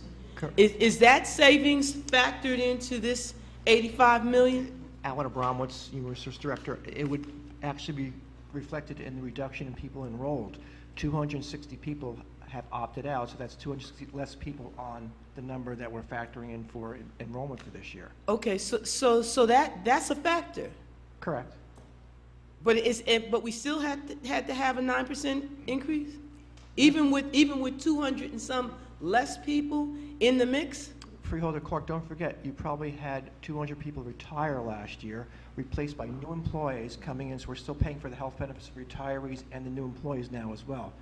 And the retiree number, as Mr. McInerney had referred to, is growing and growing and growing to a point where I project in probably 4 or 5 years there'll be more retirees than active people on the health benefits rolls.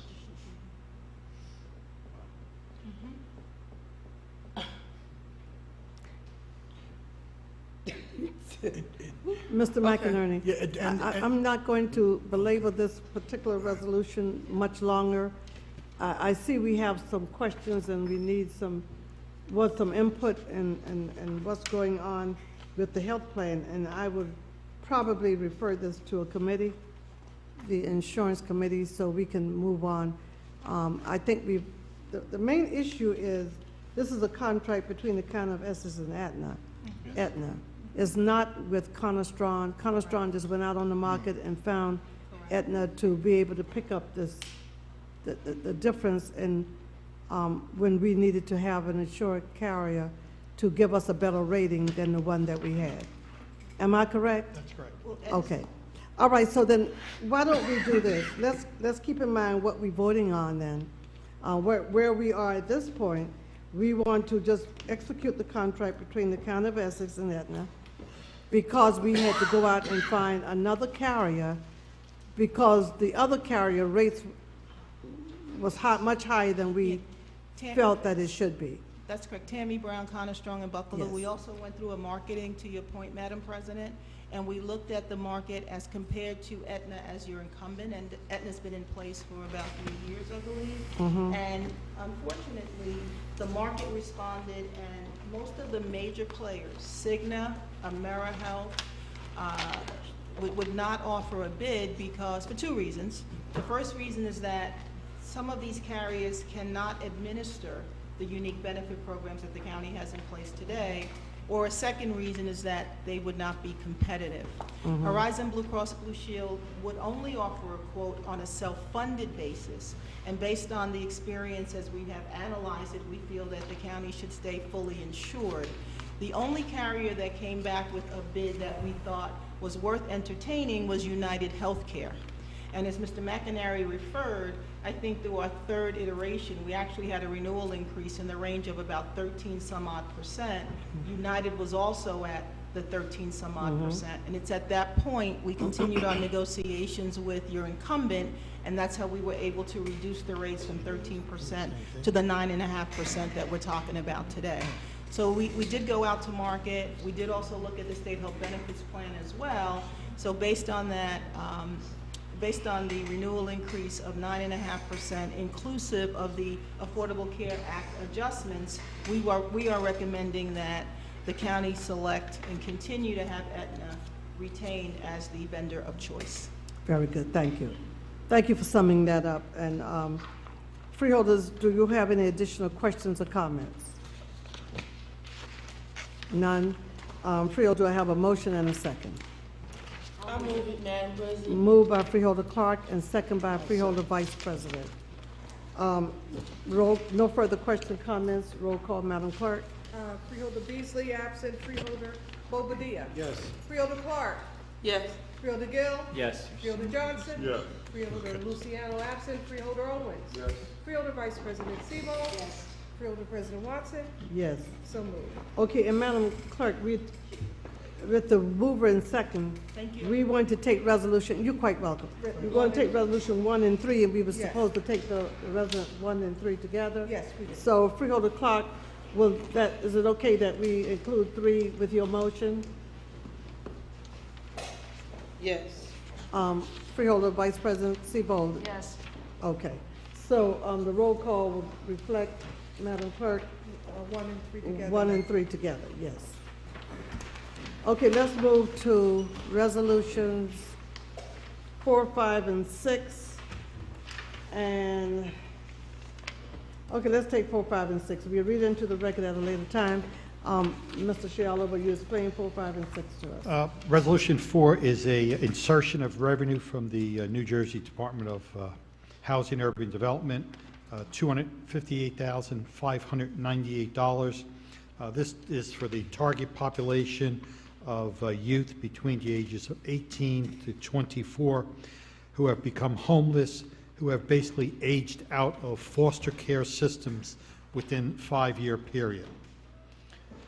Resolution number 5 is a budget insertion from items of revenue from the Department of Economic Development, Training, and Employment for the Tenant Resource Center at the Division of Community Action, $93,210. This particular service will provide for tenants and landlords of Essex County with information and resources on fair housing rights and responsibilities, as well as truth in renting. Resolution number 6, insertion of revenue from the New Jersey Department of Health to fund the county's Right to Know program to provide for educational outreach programs to workers and the community within Essex County. Okay, freeholders, I'm going to ask for a motion to take 4, 5, and 6 together, but we'll ask for discussion on 4 questions, discussion on resolution 4. Freeholders, question? No questions? Resolution questions on 5? None? Resolution 6? I'm sorry. Resolution 6, yes. No questions? Then do I have a motion and a second to take resolutions 4, 5, and 6 together? A move by Freeholder Owens. Do I have a second? I'll second. Second by Freeholder Johnson. Questions and no additional questions? No additional comments? Roll call, Madam Clerk. Freeholder Beasley. Yes. Freeholder Bobadilla. Yes. Freeholder Clark, absent. Freeholder Gill. Yes. Freeholder Johnson. Yes. Freeholder Luciano, absent. Freeholder Owens. Yes. Freeholder Vice President Sebo. Yes. Freeholder President Watson. Yes. So moved. Okay, let's go to resolution 7, 8, 9, 10, Bless you. and 11. No, let's stop at 10. 7, 8, 9, and 10. We'll read it into the record at a later time. Mr. Sherler, will you explain resolution 7? Department of Parks, this is an amendment to the matrix for sub-grant agreements under their local arts program. Essex Coral, a entity that received a grant in the amount of $2,000, has requested that we canceled their grant, and we are going to reprogram these dollars to a organization here in Newark called Trilogy, who is an opera company, in the amount of $2,000. Resolution 8 is the authorization to utilize the Essex County Open Space Trust Fund to fund the construction of the Brookdale Park Fitness Course, $217,339. Resolution 9 is the actual contract to Shawger Properties to construct the 18-station fitness course in Brookdale Park. The length of the contract terms are for 90 days. They will be replacing the old fitness stations, which are in excess of 20 years old. And Resolution 10, the Department of Public Works, Division of Engineering, contract with French and Perillo to provide for engineering, design, construction, and inspection services for a new playground and dog park at the South Mountain Recreation Complex, amount not to exceed $74,491.97. Okay, freeholders, we'll start with questioning on Resolution 7.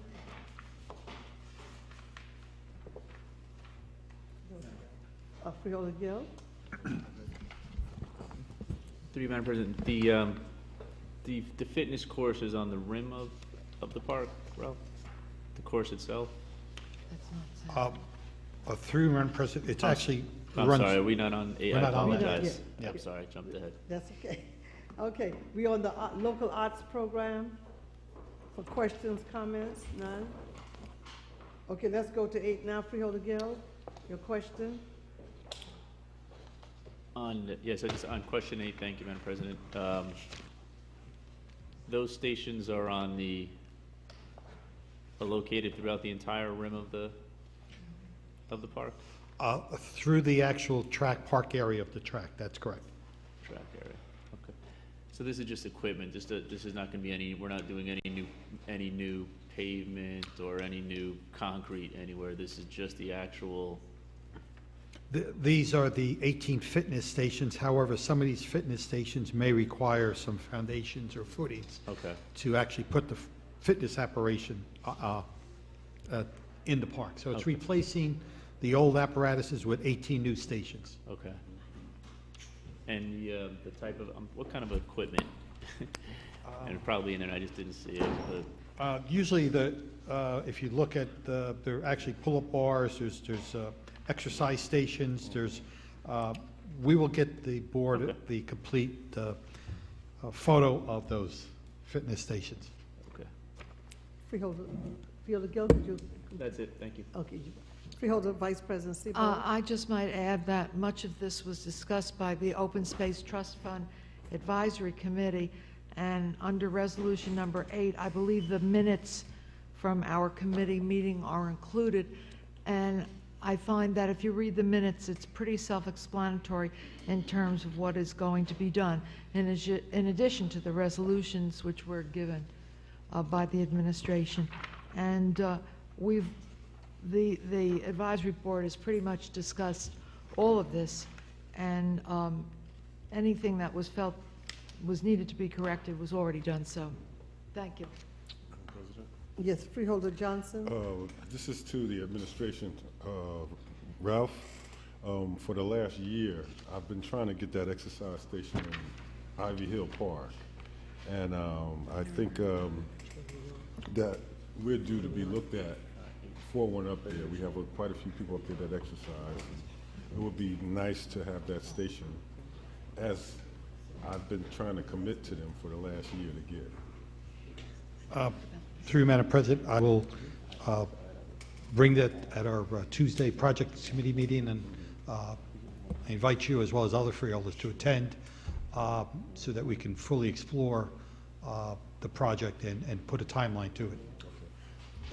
Yes, continue. My understanding, though, is that Dan Savanti said that they had went up and did a little inspection already of the site.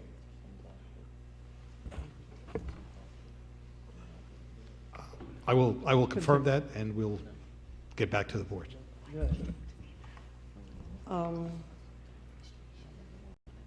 Let's go to 10, freeholders, questions, comments?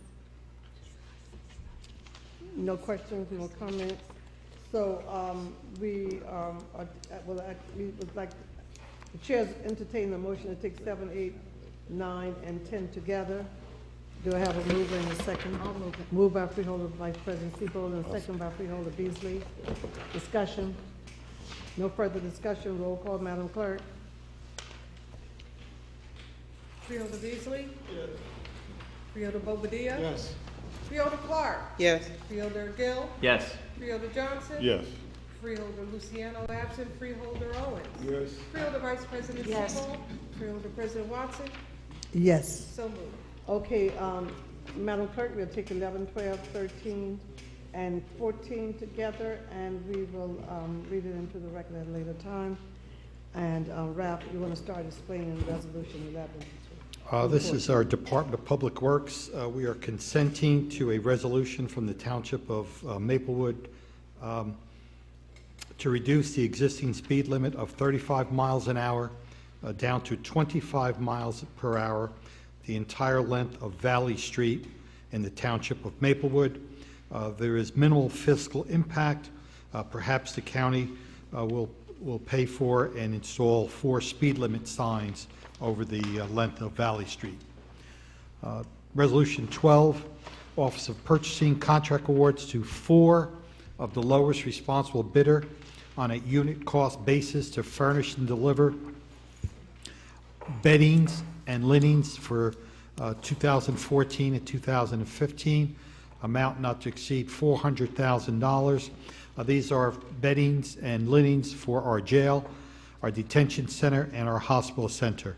We did receive 9 bids out of 27 vendors.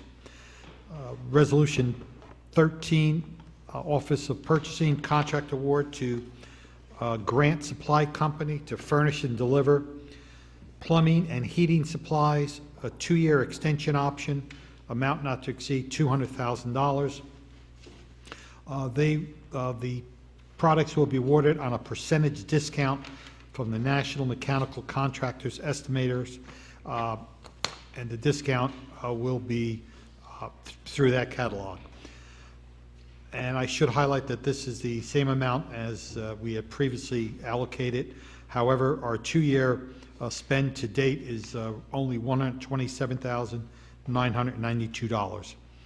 And Resolution 14, Office of Purchasing contract award to the Electronic Risk Consultants for the maintenance and repair of electronic office equipment countywide, a 2-year extension option, amount not to exceed $390,534.88. This is various electronics equipment throughout the county, including faxes, copiers, shredders, PA systems, etc. I think you said stop at 14, Madam President? Yes, because Yes. we have taken care of 15 and 16 Okay. already. Okay, freeholders, let's start the questioning on Resolution 11. Comments? We'll go to 12. 13. 14. Okay, no further questions, comments on resolutions 11 through 14. Do I have a motion and second? Freeholders? Freeholder Johnson, motion. Do I have a second? Freeholder Beasley, second. Roll call, Madam Clerk. Freeholder Beasley? Yes. Freeholder Bobadilla? Yes. Freeholder Clark? Yes. Freeholder Gill? Yes. Freeholder Johnson? Yes. Freeholder Luciano absent. Freeholder Owens? Yes. Freeholder Vice President Seabold? Yes. Freeholder President Watson? Yes. So moved. Okay, freeholders, we'll take resolutions 17 through 32, all resolutions commendations. Do I have a motion, Freeholder Seabold? I would like to ask a question. I'll move it and then ask a question, or you want me to ask a question and then move it? Whatever you want. You can move it, and then we'll Okay, ask I'll move it. questions. Moved by Freeholder Seabold, second. Second by Freeholder Bobadilla. Now we can ask questions on the resolution. Resolution number 17. Is it possible for me to be included in Resolution 17, or perhaps by acclamation? Okay, I have no problem with including Freeholder Siebel on Resolution 17. Okay. And Resolution, what, you asking to go, give me that resolution again, Freeholder? That was the first one, that was resolution number 17. What was the second? And the other one I had, I'd like to be included on resolution number 23. Okay, that was sponsored by Freeholder Johnson, Watson, Beasley, and Owens. Freeholder, I have no problem with freeholders. Freeholder Siebel would like to be added. And also resolution number 32, I'd like to be added. If possible. Oh, that's no problem. I have no problem, Freeholder Siebel. Okay, Madam President? You, Yes, I want to be added to number 32 also. no problem. Anybody else for 32? I- Freeholder, I have Freeholder a Gill? question- I have questions on 32. Yes. I'm Freeholder, going to be added to 32. okay, Freeholder Clark would like to be added to 32. Freeholder Gill? Thank you, Madam President. I have just a couple of questions on the resolution supporting the Energy Strong program. I don't think the actual copy of the resolution is on our CD.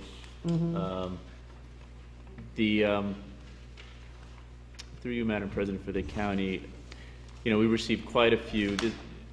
This resolution, from what I understand, is in response to Hurricane Sandy, and this is PSE&G's response to Hurricane Sandy, this program itself.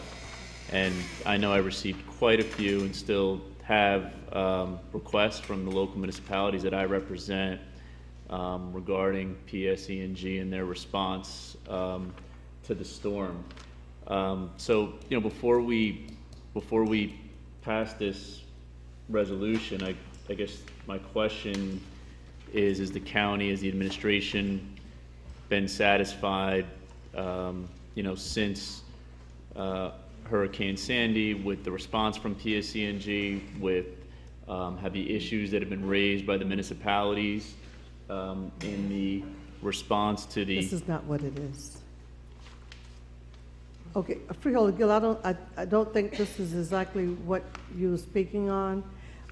I did, Freeholder, I'm sorry, the administration with Ralph and myself. Ralph, did you want to just talk a little about that too, when I just agreed to sponsor it? Through Madam President, I would love to, but I think much more eloquently than I can. We do have a representative from Public Service that presented the Energy Strong program to the county, as well as the leadership here. And there should have been included in your packet all of the various communities and counties that have been supportive and have signed on to the Making New Jersey Energy Strong. I want, just to be clear, Madam President, it is related, and I guess my question is, I understand what the resolution is and what the program is calling for, but the program is in response to this. The program is an investment that the company is making in response to the storm, and I guess the reason I raise this issue is I just want to make sure that the administration and that these municipalities that had many issues, in response to PSE&G, before we just vote to approve, and concur. And I know there's a lot of municipalities, and I believe in the program. Please don't misunderstand me. I just think this is an opportunity for the opportunity for the county and for our municipalities to make sure that, they receive the attention and service from the company, post Sandy. If I can answer that, I believe we, since the storm and I guess prior to the storm, I guess communication is the key. Right. And I think we learned, everyone through Superstorm Sandy and the devastation and some of the problems that we all faced in getting information out to our residents, to our elected officials. We all realized there was some issues. Public Service is very well aware. They've stepped up to the plate. They've made assurances that that level of communication in the event of a major storm or a catastrophe, that their game is stepped up 100% We feel good about that. We also feel good about our liaisons with our municipalities. And so it's kind of a building learning process. Obviously, with this major rebuild New Jersey, maybe some of the problems that we had under Sandy, we will not face under the next storm. However, what you're referring to is dialogue and making people aware of how long outages, realistic turnaround times, general information that the public deserves and needs, as well as the elected body here and municipal leaders. And we're assured that public service has stepped up to the plate and have assured us that that will be a major priority in the go-ahead. Right, if you, just let me, if we look in the 6 whereas, is what we're, that they agreed that they will improve on the preparedness efforts as far as communication, restoration and response post-event. Of course, we can't go back to what happened before, but we can prepare for the future, and I think this is what this resolution is applying, that these are some of the things that that they will be proposing to do, but most of all, they're proposing an investment of $3.9 billion worth of infrastructure projects, and I think that again will help us to avoid some of the experiences that we encountered during the Sandy storm. So that's why I'm definitely was in support of it. Okay, it's Freeholder Clark. I would like to, through you, Madam President, and certainly Mr. Chilella, you mentioned it, Mr. Everton Scott from PSE&G has been sitting back there patiently, and he's been listening to our comments, and so as he makes his way forward, I don't know whether many of you have had the opportunity to interact with him, but I know certainly I have on a number of levels, and whether I'm exacerbated and having, you know, a fit about a constituent issue or an outage in my own area, he is the guy that kind of has to field all of that. And in so doing, he's done so in a way that's been forthcoming and in a way that does not skirt the issue. He meets it head on. And so understanding what this resolution hopes to do, if I could just put my spin on it for 1 minute, and then Everton, I want you to correct me when I misspeak. My spin is that PSE&G is going to be asking governing bodies throughout the state, and certainly throughout the region, to back them up when they go to the Board of Public Utilities and ask for additional funding to be able to fix or upgrade their system.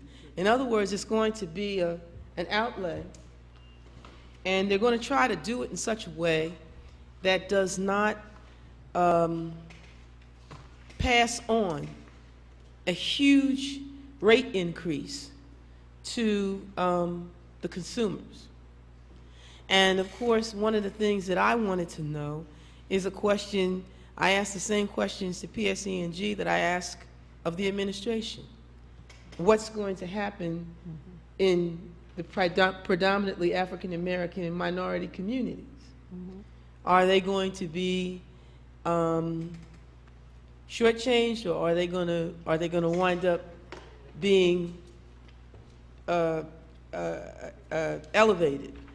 And one of the things that happened with the storm was that there were certain devices that could have kept power flowing, that because of where they were situated were so inundated and so underwater that, you know, it rendered them inoperable, and then they couldn't get to them. And so now they want to make changes to those kinds of things. And I'm going to shut up for a minute because I don't know everything that Everton knows, and I'm going to ask Everton to jump in and correct me and just say, Carol, you were way off base, you're all wet, be quiet or say you're right on point. So, Everton Scott. Okay, Mr. Scott, again, your name and the company you Everton represent. Scott, Senior Public Affairs Manager for PSCG. Thank you, Freeholder Clark, Madam President, members of the governing body. I appreciate this opportunity to speak briefly with you on PSCG's Energy Strong program. Let me start first by addressing some of the issues raised in Freeholder Gill's comments. As of today, we're up to about 88 resolutions supporting Energy Strong. It's about 82 or so municipalities and 6 counties that have come on board supporting the Energy Strong program. And that speaks volumes about what this is all about, because county government and municipal government were, I guess, most uniquely aware of some of the challenges that we were facing because they were in the trenches with us. We say it's your constituents and our customers, the same group.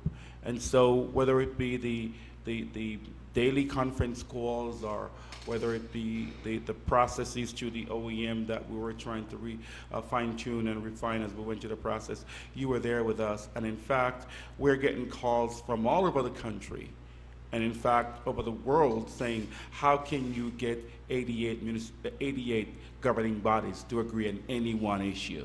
So it speaks to how salient this issue is. So that's the first thing. So in response to whether or not we have gotten back to the county, whether or not we have resolved some of the outstanding issues with the counties and with municipal government, I would say to you that had we not done so, we wouldn't have had the level of support that we've gotten. The second thing is that the BPU came out with a number of different directives in BPU orders based not only in Sandy, but also based on Hurricane Irene and the snowstorm. And one of the big things that came into that was to improve communications. And in fact, PSCNG just updated its website to put on an outage map where residents can go on to the website right now and find more specific information on outages in their particular area. And so that's up and running. In fact, I'm not sure if it's been rolled out yet, but I know it's going to go up in the next couple of days. I'll find out and let you know for sure. So that's the second thing. And then the third thing that we've been working on since Sandy is the OEM process. Essex County OEM plays a vital role, for example, in Essex County in terms of how communications takes place and how issues during Sandy are organized. And going forward, the state has made a decision that the county's role will be elevated and that the county and through the county to the Rock will be joined with us to make sure that not only are municipal issues prioritized and given the attention they rightly deserve, for example, clearing particular streets, whether it be the hierarchy of a state highway, a county road, critical evacuation path, path for emergency services, and so on and so forth. But this is now going to be a joined at the hip partnership between the company and the county. So there are a whole host of things that we're working on. But we heard loud and clear from our elected officials and from our customers that a status quo could not continue. We heard loud and clear from residents that a 14-day outage is not acceptable in this date and time. We took that information. We had many meetings with elected officials. Freeholder Clark was involved in one that was called by the Speaker, Senator Cody, Assemblyman Caputo, and with all these meetings, our President, Ralph LaRosa, was involved in all these discussions. And we took everything that we heard from those meetings and we went back into our company and we said, we have to do something different. Now bear in mind that while we're having these discussions, we have been voted 5 of the last 8 years as the most reliable utility in the nation. And for 11 years in a row, we have been voted the most reliable utility in our region. We decided not to rest on our laurels, but to come out with this imaginative, forward-thinking program. And let's talk, and I'll end with this briefly, specifically about Essex County. And I know I was on the phone with Ralph during Sandy and Phil late at nights with regard to the Essex County Jail, served by the Essex Switching Station at the end of the Remus Avenue. The prediction was that there'd be 4 feet of water impacting that station. At the height of the storm, there were 13 feet of water in that station. We spent weeks cleaning out the contacts with toothbrushes. Fact of the matter is, no matter what we did on the local streets or in the local communities, if we could not get the switching station up, which is the main entrance point for power into Essex County, everything else that we did would be for naught. So we have to do something with that critical piece of infrastructure. So what we're asking the board to do is to support the spirit and intent of what we're trying to do. The Board of Public Utilities will decide what the ultimate figure is. We think 3.9 billion is the figure. They might not. And ultimately, it's up to them through public comment and public testimony and through the interveners to determine what that right number is going to be. But our plea to the board is that we need this broad-based coalition to come together to say, let's look at what we can do differently. Let's look at what more we can do to make the system more hardened and more resilient. And that's what this resolution is seeking to do. Thank you. Thank you so much for your comment and the explanation. We have a very clear understanding now of what we are supporting, and I think it's a good thing that we look into the future. We can't change what happened last year, but we certainly can make sure it doesn't happen again. So thank you again. Thank you. Okay, I have a motion and a second to take resolutions, what was it? 17 through 32. Right, I have a the motion and a second. Yes, you do. Okay, I'm in the wrong spot. roll call, Madam Clerk. Freeholder Beasley. And make all the changes that was Yes. suggested by the Yes, freeholder Madam if you want President. to. We recorded those Recorded requests. those requests. Thank you. Freeholder Beasley? Yes. Freeholder Bobadilla? Yes. Freeholder Clark? Yes. Freeholder Gill? Yes. Freeholder Johnson? Yes. Freeholder Luciano absent. Freeholder Owens? Yes. Freeholder Vice President Siebel? Yes. Freeholder President Watson? Yes. So moved.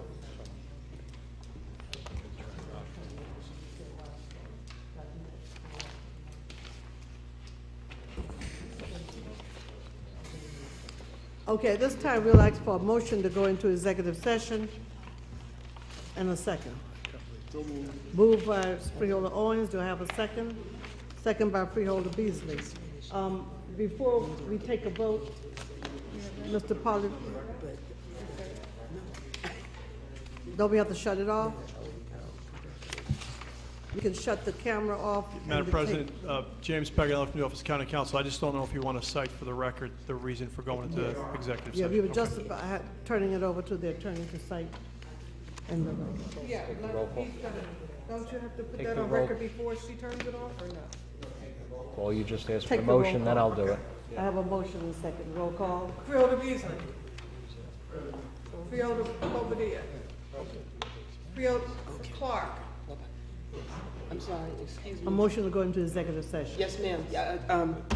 Yes, the answer, yes. President? Oh, present. I'm sorry. Yes. No, yes. Gill? No, she-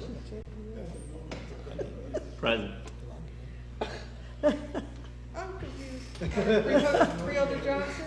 A motion to go into executive session. Freeholder Luciano absent. Freeholder Owens? Freeholder Vice President Siebel absent. Okay, for the record. Madam, yes, And Madam President? yes. This is a motion to go go into Madam, executive session. I'm sorry, so were we asking to be voted if we were present, or were we asking voting to go into? To I go thought into you were executive asking for See, a so vote. I wasn't the only I one. thought you were asking for a roll call on whether we were here for, What did you? because I voted present, and my vote was against. We knew you were here. Yes, We we knew know you were you're here. here. Okay, I thought you asked for a vote for. A motion to go into executive session. Motion to go There's a into motion to go executive in, so I Yes. will ask you to change my You vote say to yes. yes. And Freeholder Beasley said president, so that's what. Through you Stop all? through me. Okay. Continue. Squared away? The purpose for going into executive session Purpose, was heard. we are from going our into attorney. executive session on resolution number 16. It came up in open session discussion that there are matters touching on potential litigation and areas that touch on the attorney-client privilege, and those matters are specifically to be excluded from public session, so we're going into executive session, and I'd ask that we go off the record. We should go off the record to the cameras.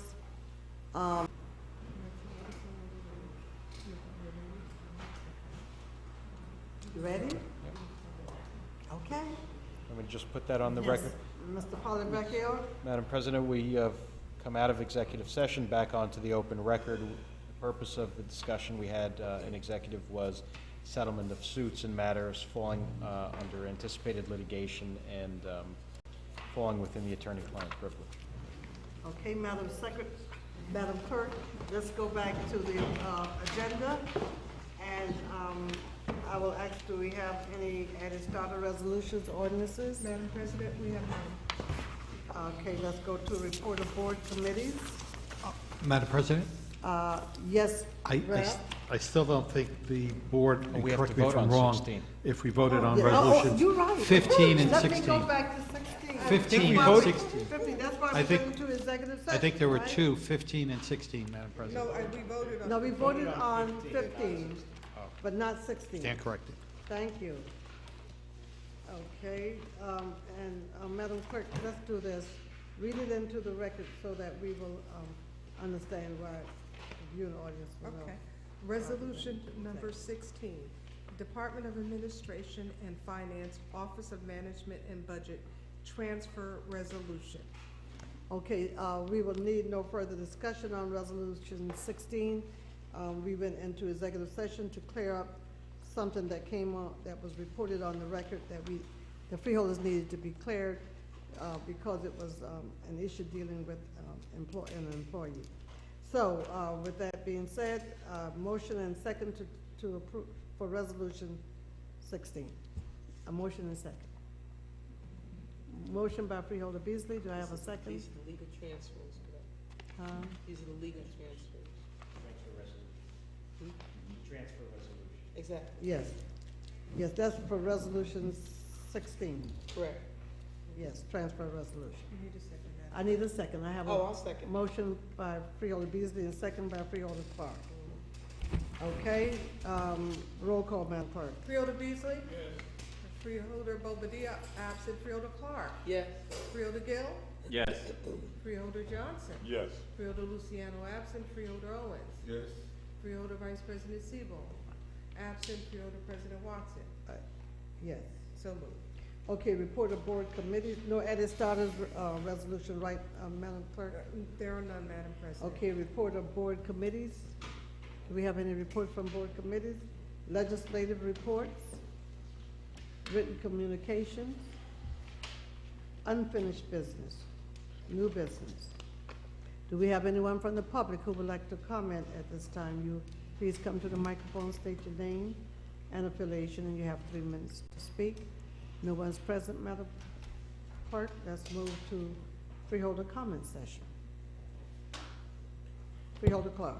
Madam President, I just want to say that we had a really good veterans program today, and of course, Veterans Day is Monday, and the observance of 11/11/11. And I know that tomorrow, the county executive will be hosting his veterans program out at Veterans Park. I'm just happy that we had an opportunity to have a great one tonight. We had just about 100% participation from Yes. the board. That's something special. And I want to acknowledge a young man who comes in here quite often, and he doesn't say very much. He sits in the back and he does his sworn duty as a sheriff's officer, which is to protect us during these proceedings. But he is a proud Leatherneck, a proud Marine, Detective Blake, who served in Somalia. So why don't we give him a hand? Yes. Detective Blake.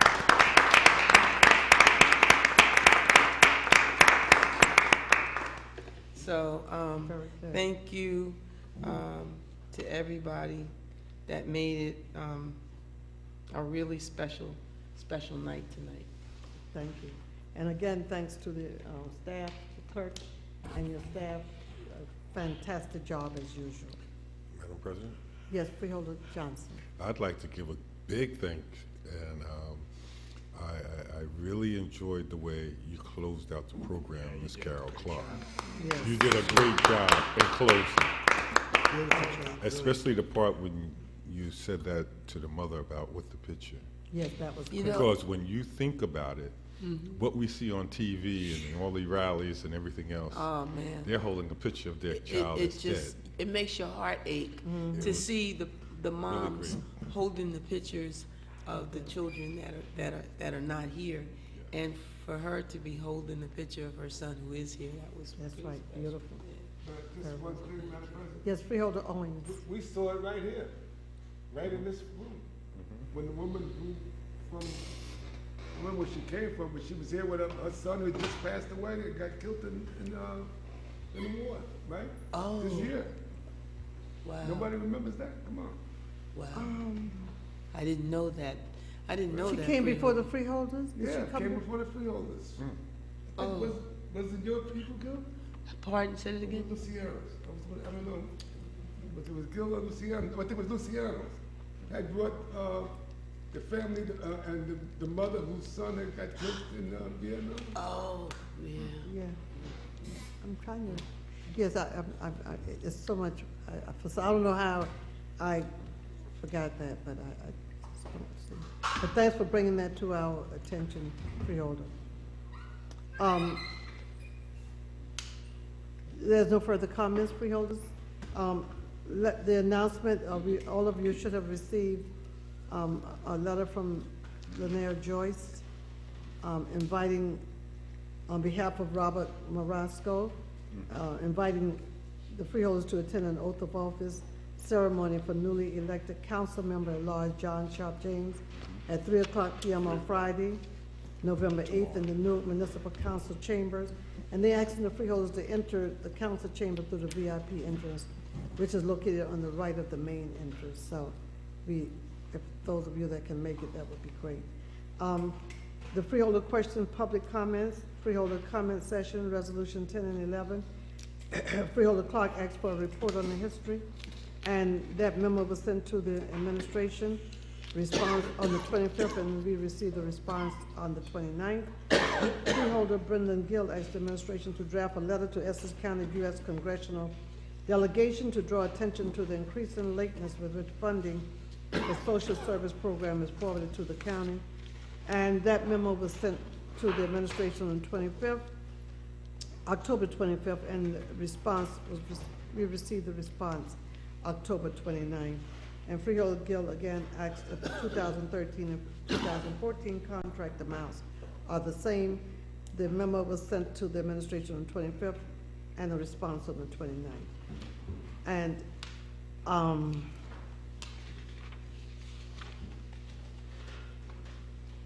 oh, is that what that's all about? Our council, Mr. Michael Polyvecchio, is not shaving for the month of November in support of Men's Health Month. Health awareness. So we have to make sure we have a resolution by acclamation at the next meeting. And Madam President, Health awareness. I'm participating in it too, but I had to shave today because I was doing the presentation and I didn't want to come looking like you'd have seen the way I look. Well, you can start tomorrow. Well, you could growing. Yes. You could trim it. I just had it under here. Well, It doesn't grow over Okay, so here nowhere, let's just under here. make sure we have a resolution at the next meeting for men's health. Ralph? Mike, is that from this morning? Your beard is for the men's? I try to bring awareness for the last 25 years. Very good. Okay, no Maybe we can get the rest of our colleagues to join us. Brenda Gill Do we have and, any other? This is be the same We after. want to thank them for their participation. Okay, we want to thank the Freeholder for your participation in Heart Association Hot Walk. It's my understanding that we raised, combined effort, we raised $1,778. And I will put a lot of love in your heart raffle from the Freeholders. We raised $200. So we should be commended. I want to thank the Freeholders for your participation. And it was a great day to have Barbara Loza from the Office of Economic Development who held the winning ticket. So we congratulated her and we took pictures. So again, thank you, Freeholders, for all of your concern.